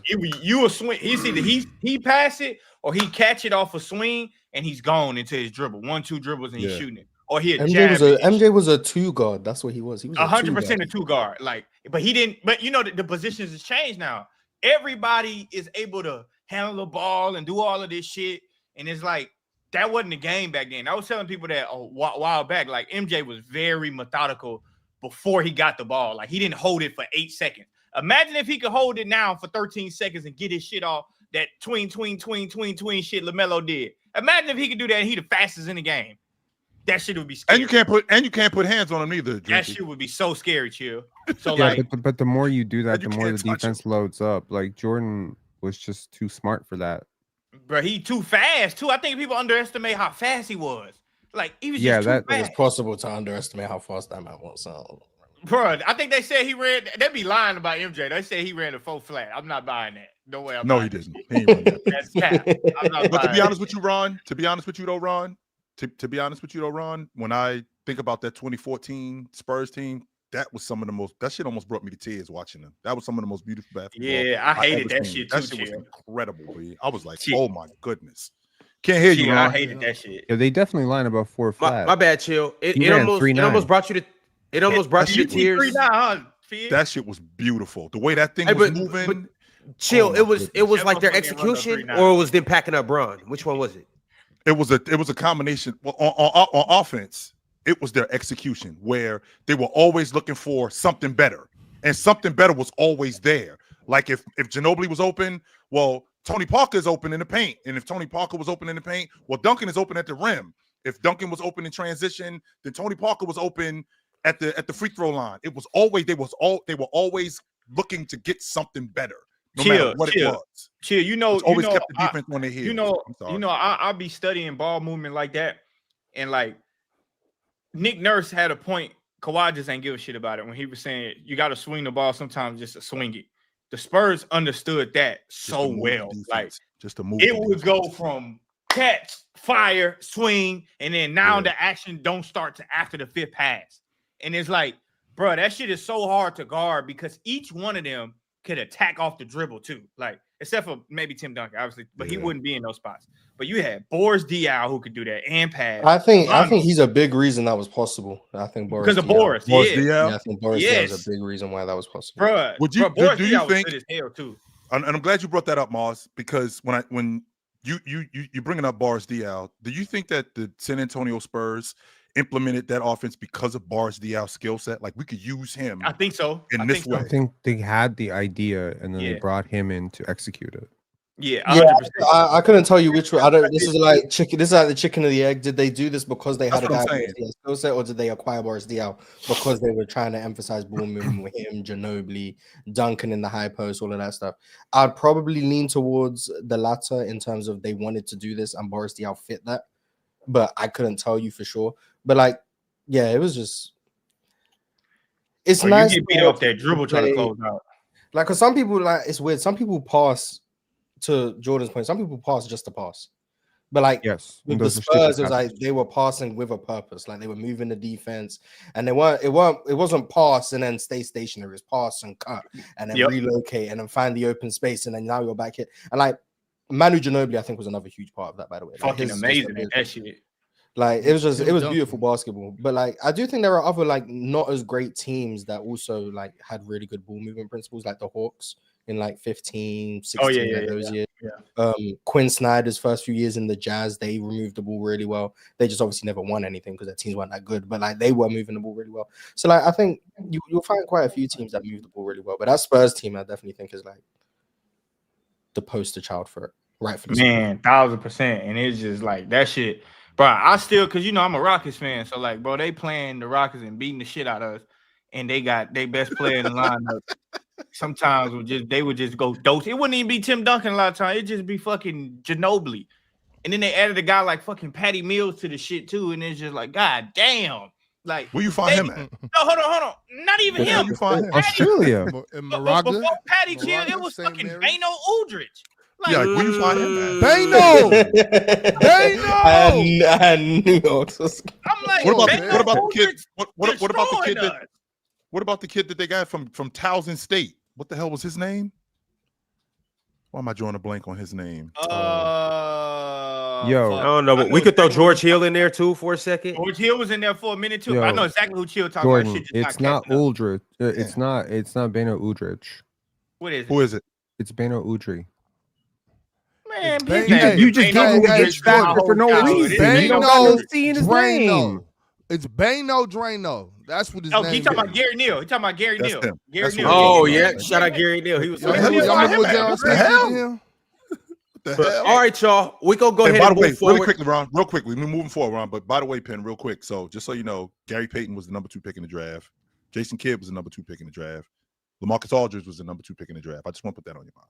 But go ahead. Yeah, I know. Wait, Ron, real quick too, because about that great ball movement, what Mars was saying earlier about moving with the purpose, moving off ball too. When you pass and you cut, you pass and go somewhere. But when you're off ball, you're getting yourself in position. You're getting yourself in position and being ready to shoot, making the defense close out on you, making the defense shift, and just moving with a purpose and finding open spots on the floor. You know what I'm saying? That's a big reason for all of that too. You can't just stand and watch somebody else pass and cut. You got to be moving up. You got to be moving up the lane. You got to be cutting through, making the defense shift, being a presence on the court, and also having players on the court that can do stuff from all those angles. So the defense has to respect you. The defense has to move. The defense has to shift from side to side. It's not just passing and just cutting and watching. So when you see that, and everybody, all 5 of you are moving cohesive like a well-oiled machine. That's just beautiful basketball. And having the ability to but pump it's fake, cutting with purpose, and with conviction and with energy, and having that, like I can finish, right? So having talent. So what you said, but sometimes dudes will be cutting into other people's driving lanes, and that's driving me crazy. So it's really like you need really smart basketball players to move the ball at 0.5 seconds, because if Boris has a clear driving lane and you misread it from the weak side and you cut into his driving lane and bring your defender into my way, I'm benching your ass. That's why very few teams can actually play that way. And a lot of teams just devolve into, let me just get a really talented player, everyone stand around, spread pick and roll. But to play the way the Spurs did, it takes like 12 people super Shit, committed. Tony Parker wasn't swinging shit though, by the way.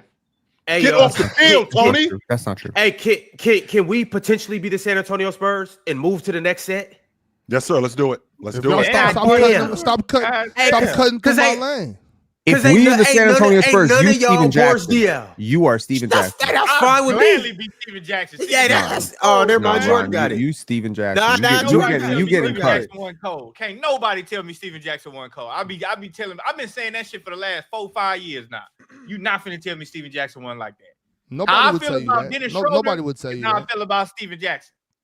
That's disrespectful. Steven Jackson is Dennis Schroeder will never be on that level of hoop. Yeah, but I'm just saying, like I feel a certain way about Dennis Schroeder now. I'm saying, well, one might see the Hall of Fame and one might not. So Yeah, damn that Hall of Fame. All right, y'all. We're gonna get into these games from last night. If you are in here, like the video, subscribe, and become a member, especially a Hall of Fame member. But let's get into it, y'all. We only had 3 games from last night, so we're gonna quickly talk about these games, and then we're gonna talk about something that was even better than last night. The in-season tournament tonight. We have 2 games, 2 semifinal games, and we will talk about what exactly, or quarterfinals games. We'll talk about exactly what this means and how we see each matchup panning out. But first and foremost, we have the Sacramento Kings playing the Indiana Pacers, and the Pacers beat the Kings 116-105. Both teams are now 6-18. Now, in this game, how the Pacers handled the Kings was pretty much a heavy dose of Andrew Nembhard, who had one of his best games of the season, 28 points, 12 assists. He came up big in the clutch for these guys, and he was hooping all game. Also, Benedict Mathurin, 25 points, 6 rebounds. Pascal Siakam, 23 points, 5 rebounds, 4 assists. And they took care of business against the Kings. And, well, for the Kings, their best player just looked like their best player. Shout out to the triple-double king. He is continuing his streak. This was his 207th triple-double. We're talking about Russell Westbrook. You guys know who we're talking about. Which is good enough for how much, Ron? Which is good enough for how much now? With 207 is good enough for how much now? On the wrist? On the list? Oh no. He's just patting his stats right now. He's just expanding his lead. What's new? His 4th triple-double of the season. This is in year 18. This is unprecedented. We've never seen things like this. But Russell Westbrook had 24 points, LeBron 14 assists, 12 rebounds. Oh, LeBron don't count. 24 points, 14 assists, 12 rebounds, a couple steals. Fellas, thoughts on this game? Anything? I think anybody? They almost choked it away. They did almost choke it away. I think the dope thing about Indiana is that we are for them specifically, they actually got the memo. They're in a gap year, and I think they're going to be really good next year because I see the talent that they have and how much they really miss Halliburton. And when he comes back, how much better they're going to be next year. Because I watch how good Siakam is in the half court. Like I watched him face up against Russell Westbrook. And I mean, he's really good at that elbow. Really good at that elbow on the right wing. In addition to being really good at that elbow on the right wing, he's great in transition. When they get Halliburton back, all that does is enhance his game. All that does is enhance Matherin's game, right? And on top of that, it helps Mathurin. It actually helps Mathurin where you might be able to get him on the cheap, maybe, because Mathurin thinks that he's the best player on the crew, but you might be able to get him on the cheap. So don't sleep on this Indiana team next year. They're going to be right back in the middle of it because they're going to get a high draft pick. They're going to get a good player, and they're going to be right back in the middle of this thing. I want to see Caleb Wilson in Indiana. Very, very interested to see that. Oh my God, I don't. I want to see Boozer in Indiana. Well, yeah, if you get a number 1 pick, but in Indiana, assuming they don't get a top 3 pick, I would like to see Caleb Wilson in Indiana. I hope they get the number 1 pick so Boozer can go over there with Tyrese. You think they would take Boozer over Darren Peterson if they got the number 1 pick? You think? I think they should. I think they should. I don't know if they will, but I think they should. AJ would be interesting for Indiana, but I'd assume they'd want to be contending right away, and I don't think AJ helps that as much as I think Boozer does, though.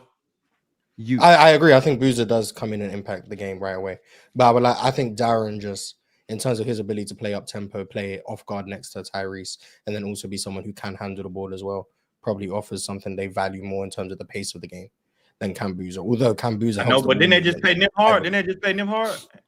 Bro, I don't. Did they care. pay Nimhard? I don't care. Like I don't keep up with Pacers contracts. I don't care if you run the Chicago Bulls. And Neesmith. I don't care if you run the Pacers. I don't care if you run the Monstars. I really don't care. I think you should pick. I think you should pick the best talent available. When the talent is this high, you cannot be thinking about contention windows and we trying to do this and we're trying to play this style of basketball. No. When the talent is this high, you adjust to the talent. You have to. If you genuinely think that Cam Boozer is going to be a better player than AJ Devonsa or Darren Peterson, your need for a guard should not matter. But if you don't think the gap is going to be huge, why does it?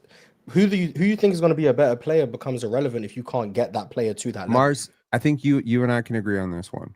The gap between the best player in the league and the 6th best player in the league is usually larger than the 6th best player and like the 16th best player. Yes. That gap gets big when we start talking about top end talent. So you got to be real finite in your projections. And I don't want to hear none of this. Well, tomato bullshit. It ain't tomato bullshit, man. But look, if the best teams, look, man, the best teams in the league make decisive projections. Sure. Okay. But decisive, which means that when Danny Ainge saw Markelle Fultz, Lonzo Ball, Jason Tatum, he said Jason Tatum is going to be the best player in this draft. We hold the 3rd pick.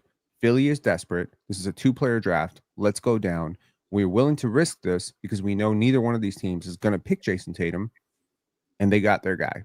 They made a decision that it wasn't just a minor gap, it's a major gap. It doesn't matter what else is on your roster. They already had a wing on their roster, Chill. But I think that's the point that Mars is making, because if you look at the style of play, in addition to the style of play, the talent level between forget the style of play. Pascal Siakam and Tyrese Halliburton coming off an Achilles injury are not worth me passing up what I think is the best matters. I can't just because you got talent, I can't just throw you stability.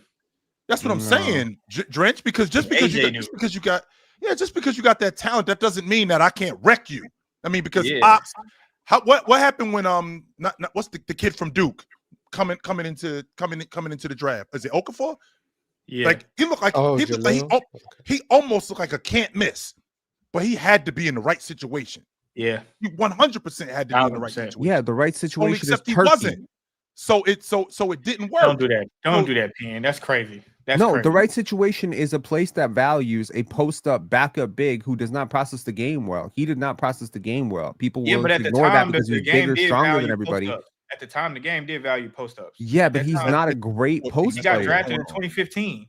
Oh, man. Okay, the point being, away from Jahlil Okafor, if hypothetically there was a draft that contained LeBron James, Michael Jordan, and Shaquille O'Neal, I think drafting for which one would fit your organization the best makes logical sense. No, when the talent is this high, and quite frankly, you can interchange how high you view the ceiling of these players. Yeah, you draft the one who you think you can get to their ceiling. Do you think you can get to that? You think you can get Darren Peterson to his ceiling more than you could get Cam Boozer to his ceiling? If yes, and you think their ceilings are right next to each other, why not take the one you're more confident in actually getting there with them? Because we all know not every draft pick reaches the best they can ever be, whether that's because of situation, whether that's because of fit, whatever the case may be. So if you think, and we don't know how the Pacers feel, maybe the Pacers are looking at the draft right now and they have AJ, for example, circled on their board like this guy is clearly the best player. If that's true, then none of what I'm saying matters for them. But generally speaking, if you think there are multiple prospects who are neck and neck, this guy, he can be a top 5 player in the league. This guy can be a top 5 player in the league. This guy can be a top 5 player in the league. Drafting the one that you feel you can get to that level based on how your organization is ran, based on the scheme you have, based on his skill set and how it fits into what you have, makes logical sense. I got a question for all y'all. Why, especially for Penn, and maybe Mark's answer too, Why are y'all so high on AJ DeBouncer? Like he just like sticks out like that. I'm just genuinely. AJ isn't my clear number one. I was just using him as the example. No, okay. I just wanted to know for people who've been talking like Hey, AJ. Pin, can I answer this for you, Pin? Because Can you? No, No. like, Will you? He's gonna Yes. try. You can try. I'm answering for myself then. Go ahead. AJ is the glaring out of all of these guys. He is the glaring prototype of what's going on in the NBA. How Chill says 6'9", 6'9". He could play on all three levels. He has a crazy handle for a 6'9" guy. Moves like a guard. He gives you that T-Mac, Jason Tatum type feel. No, that is. I think you gassed that part. Well, you might be.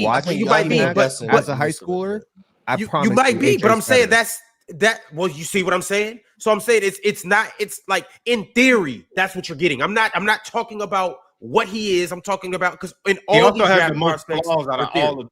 Yeah, he does, but it's the mold of the modern NBA. How are teams guarding AJ DeBouncer? More than DeBouncer? Easy, make him go left. I think you guys overstate like the value of wings generally, but I think Darren Peterson probably fits the modern NBA the most. Okay, so in terms of overstating the value of wing, okay, so a wing, great transition player, great ball handler, not just great. I don't think he's a great ball handler. Well, he's probably not. And he's not a good passer. He's not a good process. He's the worst processor out of all three of them. And you know what's interesting about that, Mars? You just told me a couple of days ago. You just told me that when Jaylen Brown showed up, none of these things that he has now, he had. I can't just project turning weaknesses into strengths and justifying that being a number one pick. That's why you. That's why you pick these guys, though, Mars. No, you pick these guys based on what they're good at and how good you think they can become at it. You don't pick them based on you actually can't do this, but we're going to project you're going to become really good at it. Like. That's bad process. Whether it works out or not, sure, credit to you if it works out. You don't pick someone based on them being bad at something and hoping they become good when there's no actual signs that they can do it. That would be silly. Now I can understand your logic with that, but that's exactly what potential is. Okay, I see your potential as an athlete. You've shown flashes of doing this. Therefore, we're going to build into it. I see a player who has shown no flashes of doing something. That's not accurate. That's not accurate. That's like saying Amen Thompson has potential to shoot. That's based not on accurate, what? Mars. Like that's not that would on him be shooting. That would be on bad him shooting the three and him making the three. Drafting. Him shooting. He doesn't make them. Y'all got your eyes. He doesn't make them as frequent as you would like for him to make them. He doesn't make them at any respectable clip to say, yeah, we're gonna. There's potential shooting here. Like that would be a silly way to draft Amen Thompson. Now, what you were drafting for is the defensive upside because he's shown flashes of being an elite defender. The athleticism, which pops off the page for anyone who's watched him for 0.2 seconds. The athleticism, the fact that he has really good passing feel. Maybe you can develop some point guard skills. The handle, to your point, it wasn't great, but there was actual flashes of being able to create in the lane and get downhill. That would be potential. The shooting is something that, and we'll see what it can become. You don't draft Amen Thompson on shooting upside. That would be ridiculous. That's not what I'm saying. In my opinion, you don't draft AJ on playmaking potential. You draft him on scoring potential. You draft him on defensive upside. You draft him on athletic tools, sure, but you don't draft him saying he's actually the prototype of the modern wing who can initiate offense and create it for all the. No, he doesn't do that. That's not. If he becomes that, credit to AJ, and then you've hit. Amazing. I'm not saying he can't do it, but I'm saying if you draft him based on betting on that would be silly. How much of AJ have you watched, Mark? How much of AJ have you watched? High school and college games? I don't know. I use Synergy. I just watch possessions and minutes and stuff. I don't watch full games because where I reside, college games aren't easy to access, so I just watch Synergy. Which is not so Mars. What I'm saying is when I look at a guy, I look at a lot of the raw skills that you have, and I'm thinking about the stuff that we can develop. So I look at you. I look at your ability when you make a shot. Okay, can I teach you how to be better at that? Your ball handling. You're not a complete ditz at handling the basketball, but there is something there. Can I teach you how to do this? Yeah. Now, this is not for me to say that I'm going to turn you into Kenny Anderson. This is not for me to say that I'm going to turn you into Kyrie Irving as a ball handler. No. But can I teach you to be better at that? And when I look at AJ DeBouncer, I see the athleticism. I see how somebody got background noise. Yeah, crazy background noise. I don't think there's nobody here. So when I watch AJ DeBouncer, when I see him in the open floor, when I see him getting downhill, which is what the modern game is today because it's so wide open and because it's so so much space, and I see him getting downhill. I see him getting to the rim, and I see his ability to make a pass. I'm like, okay, well, can I teach him how to process defenses better? Can I teach him how to pass better? I think I can teach him to do that. This is what I'm thinking. Now, here's the difference with this, though, Drench. To Penn's point, when I'm drafting a guy and I'm in a gap year, like what's going on with the Indiana Pacers, if I'm drafting a guy and I'm in a gap year, my window to win is not open long, which means that the idea of drafting the best player, I'm doing that when I'm trying to build something and I'm throwing things at the wall to see what sticks. I already got the foundation. What I'm trying to do is I'm trying to get those pieces into fit what I'm trying to do right now so we can win, because that gap and in terms of that window, it's not open long. That's what I'm thinking. Chill. Like when you do this stuff, like you do the scouting stuff, right?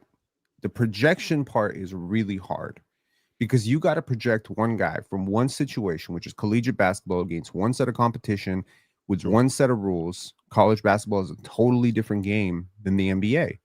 So you can't go a 1-for-1 projection. You can't use PER. You can't use win shares. You can't use efficiency. You can't use all that stuff because you have to use all of that stuff, and then you got to project it to the NBA game. The one archetype, in my opinion, that always does well, better in the NBA than they do in college, is big wings, because big wings need big angles. Isn't that what I said? You said no, you can't say it for me. That's exactly what the hell I said. But go ahead. Yeah. Damn. So AJ right now is getting ganged up on a lot, and there's not a lot of space for him to work. So a lot of those pockets of space that he needs to attack are very narrow. And you know why he getting ganged up on a lot? Why? Because teams think that he can't handle. Because teams think he can't handle double teams. I don't know what's going on with your mic. Or because he's at BYU. It's he don't pass. Well, okay, sure. Who do you want him to pass to? Look. And this is it was Ace Bailey. No. Hold on. Do not put AJ DeBonsa into Ace Bailey conversations. That shit is disrespectful as hell. Yeah, no. Don't put AJ in the Ace combos. That shit is disrespectful. One is in the NBA. The other's still trying to find his way. Hold on. I know you like AJ, but don't like RJ. That's crazy. You liking AJ, but don't like RJ is crazy. They play just alike. 169. That's it. They definitely do not. Well, no, Jordan, because RJ was better than AJ in college. I don't think y'all. That's a fact. Well, that's why, but they play just alike. I don't get. Like, if RJ Barrett, Drench, if RJ Barrett was 6'9", he was big. Super athlete. 6'10" actually. AJ's not a super athlete. He don't jump. But he is a super athlete. He is a his super stride athlete. length and his ability. His stride length and his dude. That's cool, but he don't get off the ground that high. Like, oh my god, like he looks heavy when he jumping. He looks like damn. When you're 6'10", if you're able to just get around people, and I've seen him standing next to Kevin Durant, and I could barely tell who was taller. Do you understand how big this dude is? You understand the complexity of what he's not a KD level athlete, though. To be fair, he's not. Is he legit? That's what I'm saying. KD is a big. He is a legitimate 6'10". He is a legit hard worker. And what I'm saying to you is, when I project this player coming off dribble handoffs with NBA center screens, NBA screening and spacing, with shooters wide, you won't be able to stop this dude. I promise you that. Penn's not lying. Penn's not lying. This is why I think it's a generational top 3. Like I think AJ has that potential. There's levels. I also think like you do not pass up on AJ DeBonsa unless you are 1000% sure that other dude is going to be like a 5-time All NBA. Because I'm telling you right now, this dude is going to be 5-time All NBA. And that's my floor for AJ DeBonsa. Yeah, if the draft for whatever reason happened today. Today is June the 24th. I'm fairly confident that AJ would go third. That may be the case. Hell no. That may be the case. If Indiana has the number 1 pick, I guarantee you they pick AJ DeBonsa number 1. I don't know if some dumbass franchise gets number 1. Okay, cool. Number 1. More so, I'd probably argue they'd probably just do a Jason Tatum and trade down. But I do think AJ will go third. If like every team got given the number 1 pick magically, I think most of the teams wouldn't take AJ. That's what I'm saying. Most of them would take Cam. I'll tell you this: if he's there at number 3, here's the package I'm willing to offer as the Toronto Raptors. Okay, I am willing to offer every first round pick. I'm willing to offer Grady Dick and Colin Murray-Boyles. For Every what? Y'all first got Johnson 7 Bobo picks. on the team. Oh my God, we 7 get picks? Grady. 7 picks and Yay. 2 lottery picks. Are you crazy? Do you understand what a high haul that is? You basically Man, mortgaging I your don't know entire I don't know future. how I'll give much you my AJ entire helps future. you. I don't know how You're much mortgaging AJ your helps you entire guys win future. next year, but I don't even want to get into that. What I want to talk about is just AJ, just specifically his draft stock and what he is. Based on what he is, size, athleticism, skill set, and the potential of what his scoring could be on all 3 levels, and even in transition. He has the highest ceiling out of all these guys. If everything goes right for everybody, AJ has the highest ceiling. Now he could have the lowest floor. Ability too. He has the He might have that, Jordan. But if what is supposed to go right goes right with AJ, this is who you want. This is a 30, 32 a night guy. It doesn't get yes, Jordan. This is a 32 point per game. NBA level? Yes, this is a league leading scorer type of guy. If he hits, hell no. yes, Jordan. I don't think his ceiling. Maybe I'm just higher on Darren Peterson. I don't think his ceiling is as high as Darren's, but he's a better. If they both pan out, he's a better scorer. I'm not mad in high school. Yes, in high school when you can dig at a 6'10" ball. Look, man, I watched Giannis in those cramped ass. I watched Giannis in those cramped ass Greek gyms, and I promise you, he did not look like the player that you see today. But think about it when you look at that dude. Obviously, I understand. I understand what you're saying. But you know what you saw with Giannis? You know what you saw with Giannis? Those wide ass shoulders. You know what you saw with Chris Bosh at Georgia Tech? Those narrow ass shoulders. What I'm saying is 22 a game at Georgia Tech. No. What?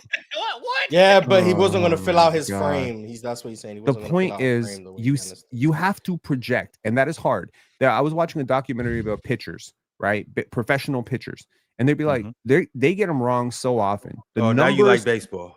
I love baseball now that the Blue Jays are better than the Seattle Mariners. Ron, I got one more. What I'm saying is like you got to think about pitch variance. Because if you pitching at the lower level, they're not you could throw the same pitch over and over and over, and if it's fast enough, you've beaten every single hitter. But you get to the next level, it matters that you have 8 different pitches in your bag. But I'm gonna tell you this though, Penn, and this is the summarization of all 3. I think AJ does have the high. Like I think if like Ron said, if everything goes well and how it looks, he's supposed to be that dude. From what I can see from high school to college, I'm going to be honest. I haven't seen this game develop as much as you guys are acting like it's just gotten so much better. He just got to school, Drench. He just got here. He literally just got to I do like that they're giving him a lot more pick and roll reps. Which is possible. And that's the best thing he do. He play out a pick and roll. That's the best thing he do. And this is the part that you're missing. Hold on. Keep going, Drench. Keep going, Drench. Because at the same time, I'm saying he has the highest bust ability because if he's not a star, I don't think he can be a role player. I think he would struggle to find one good thing he does. I think he would struggle. And that's why I'm saying, like, he's a great defender. I can see that. I really could see that, Jordan. In another country playing basketball. That's all I'm saying. I could see that. Damn, it could be Cam Reddish. That's what I was about to say. Cam Reddish. Cam Reddish got some issues, but I would be interested. Obviously, you're not drafting him to be a role player. It's like I see the upside that Penn and Ron are alluding to, like obviously with the scoring stuff, the 3 levels, the fact that he can post best you up. player in the league, Mars? Best player in the league. I'm saying like scoring titles. I can see that type of upside, and if you believe in the defensive upside, like I can see all of that. But me personally, I've gone away because I used to be on draft for upside no matter what. Like if you think this guy has the highest ceiling, take him. But now I've kind of moved away from that somewhat. It's like it feels like we're ignoring all the ways in which this could possibly go wrong in our AJ draft evaluation. Like I think to Jordan's point, like he has a lot of swing factors that determine how good he can really be. How good of a shooter can he be? How good of a ball handler can he be? How good defensively is he going to be? Because he has the athletic tools, but from what I've seen thus far, he hasn't really put it together to make many meaningful defensive plays. Can he play off the ball with the same proficiency as he wants to play on the ball? Is he gonna command touches at the NBA level? To Jordan's point, all of these things are genuine questions, and if 2 of them don't go the way you want, you go from having scoring title to spark plug off the bench. Like that's and like that's not saying you don't draft him number 1 because he might be a sick man. I'm not saying that. I'm saying sure. I feel like we have to look at all possible as many outcomes possible. As good as this could go great, but this could go terribly wrong. Go bad. Too, that's exactly what I'm saying. But Mars, doesn't that compound your point where if we're in a draft where the Indiana Pacers have the number 3 pick, the number 1 pick, or the whomever, Utah, doesn't the fit matter even more? Because this isn't a plug and play guy. Because this sounds like a guy. Yeah, this sounds like a guy where y'all we can't just throw him on any Jr., but y'all love AJ DeBonta. I'm just saying it just doesn't sound like this is a dude. Shit. I don't think they all neither. This doesn't sound like a dude that we could just throw on any unit and it's just gonna work. No, this sounds like a guy where it has to be very specific. The unit we put him on. I wouldn't say very specific. No, it's not. Okay, hold on. Why do we do this? Why do we assume? Why do we assume that a guy's role in high school or college is not a development rep, but rather a life sentence? He is an adaptable, smart basketball player. I've seen him. Where have you seen it at, though? Where have you seen that at? He is 18, 19 years old, Jordan. So you never see how old he is. Oh my God! Let him go through the life story. Go there. It's not a life story. It's obvious. It's obvious that the guy is trying to develop a certain set of skills, and those skills are going to make him a nightmare for people like you, is what I'm saying. Yep. Okay. So basically, you said never saw it, but you're guessing that he can do it. You say no, it's not guessing, man. He has been one of the best players in the world in his age group for years. What are we talking about? We're not talking about some random kid who just walked off a plane and put up a hot week. I said where you saw it. But Pim, we also can't. But Pim, you've never seen him play make for others. You've never seen him make the right play. I've seen him in a head-to-head with Darren Peterson, and I've seen him take less shots and guard. I've seen a guy look. I've seen Darren Peterson give him 50. I think who was he guarding? I think he gave him 60. So who the fuck was he guarding then? What are we talking about? I mean, I think we can all acknowledge AJ is very clearly the worst passer and playmaker of the 3. And the processor of the 3-2. Worst processor. Yeah, like in terms of just seeing the court. I can agree. I can agree that his playmaking of the 3, I don't know, but of the 2, between the 2, that I can give you between him and Darren Peterson, I can agree with. You know, do you think he might be a better passer and processor than Cam Breezer? Yeah. Oh no! Where have you saw that at? That's what I'm trying to figure out. Where have you saw that? We're just maybe I'm just higher on the other 2 than because I feel like I'm high on AJ. I think maybe I'm just higher on the other 2 than you are. I want to make, but here's the difference though, Drench. I want to make sure that we stay on topic because this conversation started with Indiana being in a gap year and them ultimately ending up with the number 1 pick, which I don't think is going to happen. I think the Clippers are going to win the lottery and end up giving it to Oklahoma City, but that's a different conversation. sticking to Indiana. Ultimately, if they ended up with the top 3 pick in the draft, they're in a gap year. They end up with AJ DeBonta on their team. How does he fit with this unit, right? What happens with him now with Tyrese Halliburton? What happens now when they shore up that big man spot? Because Jay Huff isn't it, obviously, because we were talking about leading the league in blocks, Chill. I thought if anyone could respect it, I thought it would be you. Damn, I'm the only Jay. I'm the only. Wait, chill. If he was Jay Huffovich, would you like him more? That doesn't make. If he was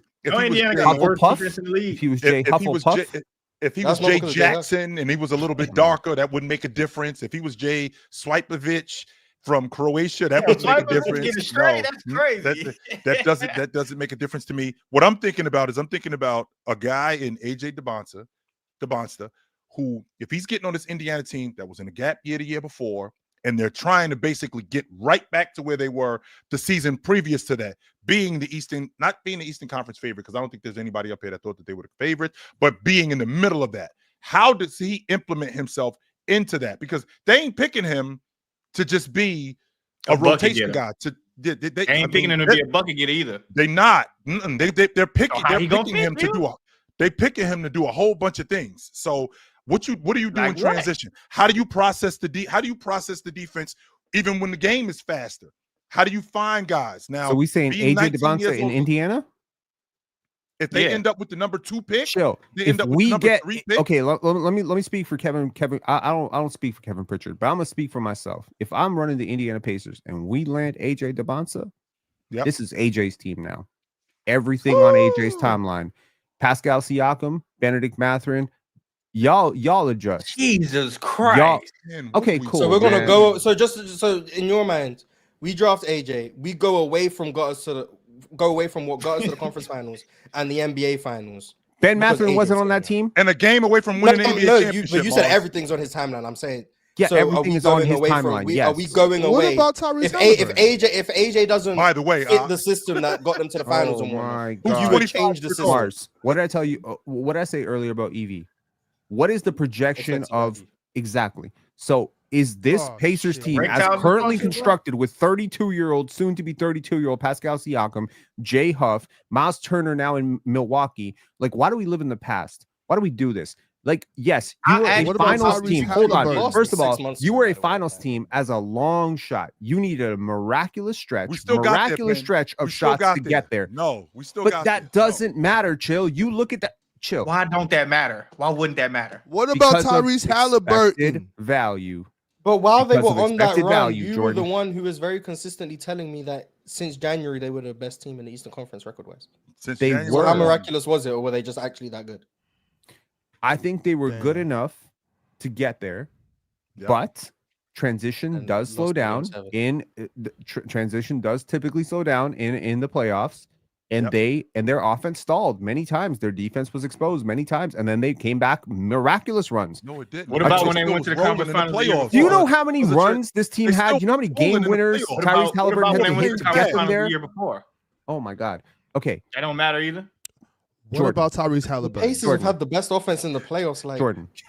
If I flip a coin both times, Halliburton's 10 times and it's heads 10 times, that's a miracle, right? But it's not, Not really a really. miracle. It's But fake. Can we you address wouldn't, Ox's point? you wouldn't One more bet time. on I it, don't think right? they heard you in the back, It's- Ox. I don't think they heard you in the back, Ox. One more time. I don't think even they want to heard wait. Okay, Please? what about Tyrese Halliburton? you. Hello, hi. What about Tyrese Halliburton? Nothing. You I'm mean not- the What- franchise? what about him? record, the I dude we don't built? want to add any more energy to that. We're talking about a guy who has we don't know what this guy's gonna look like after the Achilles. Can we That's stop? We fair. don't using- know what I agree. AJ gonna look I like. agree, but we don't know what AJ's gonna look like in the NBA.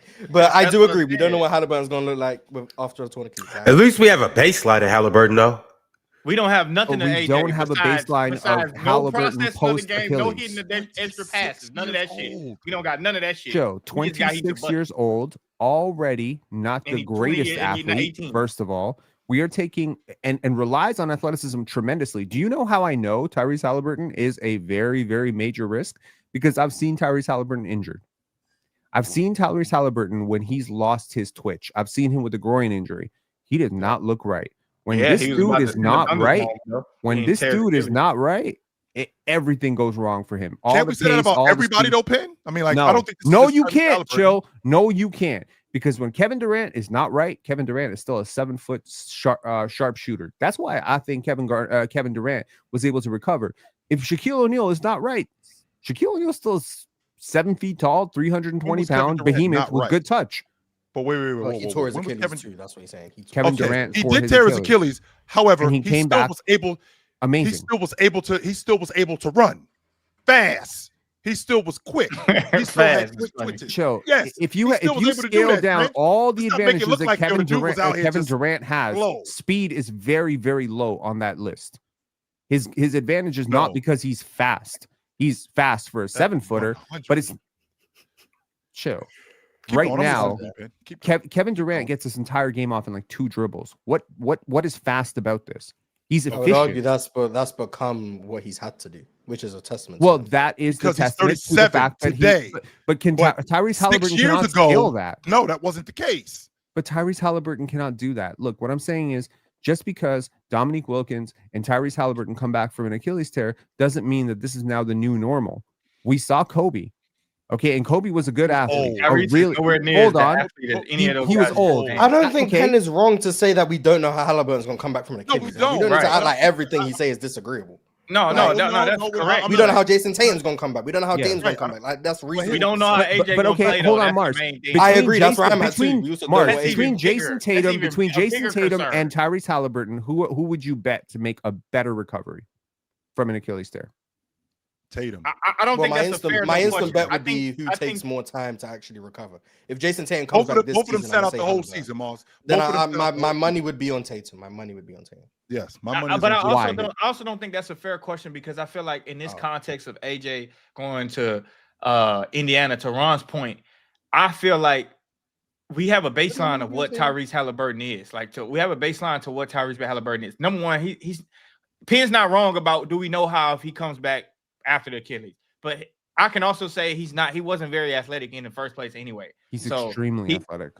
Yes, he is. Tyrese Halliburton is not extremely athletic. Who's extremely I athletic? think he's a Tyrese Halliburton. He is fast. He is twitchy. When he's going right, just because he's not vertically explosive, he's a very balanced athlete. He gets on. He's not extremely athletic. I feel like the word extremely is okay. I apologize. Okay. I apologize All for the right, word Moss, he ain't extremely. Jason Kidd. He ain't Russell Westbrook. We ain't going that far. No, we ain't But doing he that. is a very functionally coordinated athlete, and he's 6'5". Listen, the fact that you're look, Mars, the fact that you picked Jason Tatum is very interesting to me because, and the reason I say this is we can probably, hopefully, both agree that Tyrese Halliburton is definitely the more cerebral of the two players, right? He is the one whose mind is more used to his advantages as opposed to Tatum, where the body is far more in the offense. Like what he does, his body is far more likely to be the catalyst for what he's doing. Jason Tatum is just much better than Tyrese Halliburton as a basketball player too, though. But that's not the question. I didn't say who will be better. I said who is more likely to make a full recovery, or who is more likely to make a recovery. To come back closer to their So who's more likely to be 90% of their former self? And I think I think it might actually be Hallie though, because because once again, Hallie's game isn't just because you may say he is the athlete that he is. Cool. Mm-hmm, yep. Jason Tatum's still a better athlete. He has more to recover to get back to what he was. And believe it or not, Jason Tatum's game was a little bit more predicated on athleticism than Hallie. Halliburton, a lot of hold on right quick. Halliburton, a lot of what Halliburton did was up top. His smart decision making, assist to turnover ratio, and on top of that, Halliburton's a better shooter than Jason Tatum. Halliburton, literally, his game is getting off the ball. Like he does play on the ball, but he doesn't play on the ball as much as Jason Tatum. Halliburton, a lot of his stuff was off catch and shoots and stuff like that. He would come off pick and rolls and hit that, but his game isn't as shifty and twitchy as Jason Tatum. As you saying it is. And on top of that, the point like about the whole AJ thing before I got interrupted. We got money on Halliburton already. Like my money is on Halliburton already. Like I'm not finna allow AJ to come in who a guy we never saw play basketball. And to Penn's point, we have never saw him adapt to shit. By the way, we never saw him adapt to nothing in real time. We just know he's young and he could do it. But you never seen him play basketball?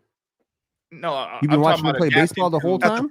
At the pro level, he's talking about. Bad. That's all right, cool. That's fine. We don't got to go into that. Chill. Penn just trolling right now. But we haven't seen AJ do any of that. Like none of that. What we talking about to where he's a plug and play player. I can say one thing: AJ is a good talent. He's not a plug and play player. You have to find the right situation. I've seen him play 60 games in high school. Okay. You have to find the right situation in a specific system, though, Penn. Like not a specific system. Chill. He is adapted across systems. He's played EYBL. He's played at different schools. He's now playing at BYU. Played at every team that has catered to him. Yes, and that's not going to happen when he gets to the pros. So did RJ. Good players have shit catered to them at a youth level. That's not surprising to literally any. Yeah. Penn, you know who's your favorite player out of all of them? Scotty Barnes, because it wasn't catered to him. That's why it's funny that you're doing this. Knight Riders was catered to him, but you don't know that. Florida State catered to him? He was the best player on Florida State. All right, now you that's not what he asked. That's not what he asked. There you go. Montverde catered to him? No. Montverde was not catered to him, but he catered Montverde to his own to himself. Is the Toronto Raptors catered to him? Isn't that the point? Yes, that's exactly the point that I'm making. We are built showed his adaptability and ability to play off of others, whereas AJ, that's more of a question. But the question, okay, you're gonna switch it to a story mode now. Even Cooper Flag. Have you ever seen me stand up? Have you ever seen me stand up on camera? Never seen you stand up on camera. So maybe I don't have legs. That's not. You ever thought of that? You ever thought of that? You ever thought of that? You've been watching me for a year and a half, and I might freaking not have legs. And you wouldn't even know legs, Penn? I don't know. I ain't ever used them. Now, since you be telling stories, that's a story I'm interested in. Yo, we got to wanna get to know, these like, crunch I time don't chats, know, I yo. guess. Yes, We got to get to the crunch time chats. That was a hell of a segment. I actually had fun talking about these prospects, how we feel that they'll fit into the league, who should get drafted first, and all of that good stuff. We will continue to cover the big 4 or big 5 prospects heading into this next year. It's going to be fun. But as of right now, we have super chats and we have a good amount of them. So let's dive into them. The first one I got is from Hunter TV. Hunter said, do you guys think we are at or approaching the ceiling of what is possible on offense for a team/individual? If not, how much further could you push it without changing the rules or just better shooting? I think that Go ahead.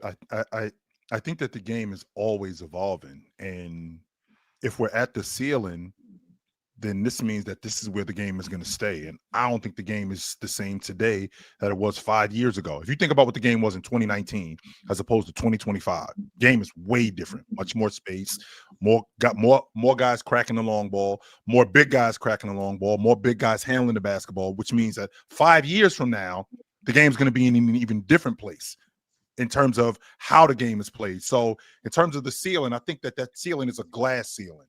It's always going to get broken. Yeah, I think the style of play will always change as the league tries to catch up to whatever's going on.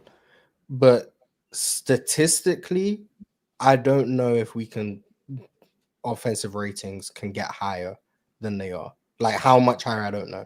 Like, do I expect league averages to be 120 offensive rating? I don't know. So, like, statistically, do I think we might be peaking? Maybe. But stylistically, no, I don't. I think basketball is always going to be changing. The way teams get to the 120 offensive rating will be different. But I don't know if we can get much higher than that just in terms of per possession value. I don't know if that's possible. But the way in which it's done definitely will always change. And that's why basketball is a really fun sport.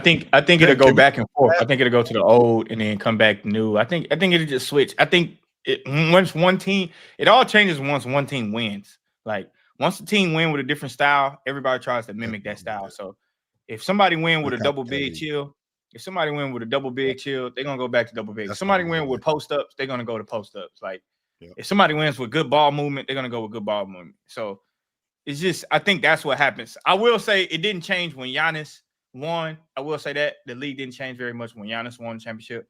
But I do feel like teams going to start trying to mimic OKC. Did it though? But did it though, Drench? Because you think about like how they were running their offense. The offense was ran through the big man, but it was ran through the big man in terms of Giannis being more on the perimeter. On the perimeter, Joker, yeah. Right? Enter Joker. Now the offense is being ran more on the elbow. Whoa. We are not using Giannis as a prototype for how Jokic learned to play basketball. That's I didn't say that. What? No, I ain't even saying that. What I'm saying is the Nuggets didn't change their offense because the Milwaukee Bucks ran through Giannis. They were already running through Jokic. Is what I'm saying. These two came up at the same time, right? And the fact that Giannis won and then Joker won, I just think that it kind of just enhanced what was already going on. That's what I think. Yeah, I don't know. Right, I think they go back and forth. I think the Milwaukee Bucks winning emboldened teams to think about what defense first guards do for you. I think Drew Holiday was like a big part of that team winning a championship. Do you think the next super chat? I'm sorry. The next super chat I got is from Anna Monica Studios. Anna Monica said, I've been thinking about the trade that got him to the Clippers with Eric Gordon. Is Eric Gordon a top 5 what if? Also, is Len Bias the biggest what if? I would probably say Len Bias is the biggest what if because we literally didn't see nothing from Len Bias. But ain't no way Eric Gordon, but top 5 what if. No possible way. Top 5 what if. He wasn't even the number 1 what if in his own draft. Yeah. Didn't Eric Gordon play like 14 years or something crazy like that? Yeah, I mean, he's still in the league now, is he not? Or is he just left? Yeah, no, he is. So why is he a what if? Yeah. Like, did he have what? Yeah, because coming out of high school, he was like that guy. Y'all are severely downplaying Eric Gordon though. No. I like EG. He did what he did for Houston was amazing. All I said was he's not a top 5 what if in history. I don't think that's downplaying him. Yeah, he's not a top 5 what if in history. Definitely. He was the number 3 player in high school coming out. He went behind him. Who and Michael Beasley? Derek Rose and Michael Beasley. Yeah. Mike Conley. I'd argue both of those are bigger what ifs than Eric Gordon. It was OJ Mayo, Kevin Mike Love, was and him. before that. Was Michael OJ. Beasley Oh, okay. I was in the He was wrong ahead of one. OJ he was ahead Mayo of bigger Michael what if Beasley. than Eric Gordon. So it was OJ Mayo, Kevin Love, Eric Gordon, Beasley, Derrick Rose. That was the I'm top. not gonna lie. I'd argue Dope OJ Mayo, ass Michael draft Beasley, class, and boy. Derrick Rose are all bigger what ifs than Eric Gordon. Man, are. chill, Like, what's chill. this? Lenny Monica Bias keep- being the biggest what if. Do you fight that, Lenny Bias? Like I feel like No. I feel like I don't all think my he's life I've heard about Len Bias in a sense of he was supposed to be the next MJ, and He wasn't. He was, and he that's was what not. I wanted to know because I never No. saw Len Bias play, so I just heard all these stories about how good he was, and I know rest in peace to Len Bias, but I know people throw a little bit of extra glaze on there when you pass away. So I just want to know from Chill who might have saw Len Bias play. Yep. What I do was you think super- about Len Bias? I was super excited about him coming to the NBA. I wasn't excited. I was super excited about him coming to the NBA. I thought that him going up against Bird, him going up against James Worthy, I was really looking forward to what he was going to look like. Like he had a money mid. When I talk about money mid-range games, like you talk about Carmelo Anthony, you talk about DeMar DeRozan, that's the kind of mid-range game Len Bias had. And he jumped this high on his jump shot. Super freak athlete, tough as nails, could rebound, could get up and down the floor. Handle wasn't great, but I saw the potential there. He looked like he was a franchise guy. Like, in fact, Bird said it, Drench. Bird said, had Lenny lived, he was going to retire. He was quitting in '88. He was out because that's how confident he felt about moving on had he lived. But I don't think Len Bias is the biggest what if. I think it's Magic. I still stand on that to this day. I think Magic is the biggest what if. Had we He gotten got 5. okay, Nah, you keep because he got cut short because he yes, couldn't. sir. And Oh, okay. I can get with that. we- I can get with that. we lose Magic in 1991. He's 31 years old when he loses to Jordan. Yeah, I can get right? that. 31 years. I still got 4 more years of this. I At still got least. 4 more years. Of And he what wasn't I'm missing the looking at. playoffs. He was missing the final. I mean, he was losing. Yeah, in they were finals. in the NBA championship. I think Yeah. it's Magic. If I could get those 4 more years, how much different are we talking about Magic today than we would be if I would have got those 4 more years? Because actually, Easily, that ball minutes don't got GOAT 6. conversations. Easily GOAT conversations. I did He is a the GOAT I did the conversation. math. No, I I'm Yeah, talking apparently about, he already is. So yeah. no, I'm talking about 1, 2, He 3. is. I'm talking about 1, 2, 3 GOAT conversations, not He is top in 1, 2, 7, 3 top 10. conversations. No, it's people that don't. I be saying Magic need his respect. I say that all the time. Magic need his respect, but they don't got Magic in them top 3 GOAT conversations. I feel like But- if Oh, he well, was a Jordan- fan, if he got You know, 3 more championships, But Jordan, that shit would be these little almost. niggas don't know ball. He wasn't gonna get You know, 3 more. but Drench, to sure, your point, Drench, when Len Bias was coming out of college, I'm trying to compare him to a guy that you might think about, but he was the guy that you building your unit around. Like Oh, I'm using AJ. him. He was AJ of the 80s. That's who he was. He's coming out of Mm. school. I'm building my unit around him. He was a franchise player. That's who Lenny was coming out of school. So why did he go number 2? Because Why did he go number 2? one. Because Yeah. we lived in a big man era at that point, and it wasn't about it. And it wasn't about just drafting the best player. Everybody Who knew went Lenny number was the best 1? player in the draft. Brad Daugherty. Hmm. did. Who went number 1? Everybody knew Brad Daugherty. Yeah, Brad Dory. Everybody knew Oh. that Len was the best player. In fact, Boston didn't work anybody else out except Lenny. They didn't work anybody else out. They didn't invite anybody else up from the draft to work out for them. Len was their guy. That was it. They didn't draft. They didn't work out anybody else. But the guy that I compared Lenny to, and I know this might sound crazy to y'all, think Anton Jameson, except better mid-range jump shot, Hell better no. athlete. Think better athlete, better jump shot, better around the rim, Better and defender. more of a Yeah, franchise. just better everything. Better- Okay. Chill. Yeah. No. Just a better version of that. Hell no. Man, chill. All I heard growing up was No. the legend of Len Bias. That shit He almost was like awesome. boy. They told Len Bias legends like that and in them little what you call that shit in them little programs where they come to your school for them drug free shit. If all the athletes, Oh, boy, wow. they told Len Bias story. They tried to get everybody scared straight from drugs. Where they would use Len Bias, and it's like my parents would talk about Len Bias. My stepdad, they would be like, "Man, Lenny Bias was the next one, and then he got on drugs. So y'all need to leave them drugs alone." You hear that, chat? He didn't Y'all hear get that? on drugs. He took drugs as a post-celebration party and then overdosed. It was not like he had a secret drug problem. Back It was then, a- that's all you needed. It was a That's all one-time you needed thing, was from one what I time. understood. It was How not you a. know? He was addicted That's to what it. it It was a was, man. one-time thing. right? Okay. But we really Number don't know one. if he was And number addicted to it or two. not, though. Number two, just I because don't you know, want to speak on him like that. I I want don't know I want to Len Bias respect like it. that. I actually did watch a lot of Len Bias coming up because I also heard the story, so I went and found as much tape as I could from him in college. I'm telling you, what I saw back then is absolutely Michael Jordan. It's absolutely Michael Jordan stuff from him. The elevation on the jump shot, the footwork. The only thing I could say, he wasn't as fluid as Jordan. He was more power A lot of player raw, than Jordan. a lot of- Yeah, lot he of- was like a lot of power. the best way to describe it would be like a less explosive Dominique Wilkins who tried to play like Michael Jordan. So and by the way, he was also one of those definitely not force Antoine guys. Jameson though. Chill. He was like I was- he like Vince, a little bit like Vince Carter, to be honest. You know, he had a little bit of that in his game too. He was taller, right? He was taller. He was about So 6'7", a little bit 6'8". like Vince Carter. So what we talking like? Jaylen Brown just not as good. Hell no. Not as good Hell as no. Jaylen Brown. Yeah, He was yeah. way better. All right, than so Jaylen Brown. I gotta move on to the next Yeah, super chat. Penn's angry with Jay- Jaylen Brown right well, now. Jaylen Yeah, he's Jaylen doing Brown's it. better than Vince Carter, so you know. The next super chat is from Ruin. Derek I'm not going to Queen. try to pronounce your whole name, or I don't know how to, but it's from Ruin. Ruin sent through a super chat and said, "Why are Bill Russell and Wilt Chamberlain in the GOAT convos, but not George Mikan? Also, Mars, do you genuinely believe Jimmy Butler is greater than Kawhi Leonard all time?" Oh please. Hey, that's please, a please, good guess. question. I though. don't- Why I not don't- Mike? I Why don't- isn't Mike can get talked about? Oh, For no. me, I'll speak for myself. For me, the reason is purely because he played basically his whole career before the shot clock. Mm. And reason A, the only George Mikan film I found is about 48 seconds long. And I don't talk about players I haven't watched games of. But B, you play before a shot clock. I'm sorry. That's Was it a good too 48 different. seconds? Man, shout out to George Mikan. I Look, used the Mikan you drill play for my before a shot kids. clock. A Yeah, but you play before a mediocre shot clock, I have a hard 48 time. seconds? It was mid? Was it Ah, mid? I know you was Okay. doing the Mikan drills in high school. You look Mars. like you got Hey, good shout stuff out to around him, there. man. George Shout out to Mikan George or Mikan. AJ I've been on the Michael DeBonso? drills since I was Whose 5. 48-second clip looks For sure. better? That's the best drill in the In world. today's right game, there. give me George Mikan, but it's just you play before the shot clock. It's kind of hard for me to Chill, compare that to chill. anything. Do you know how George Mikan came up with that drill? You was there? I was not there. No, sir.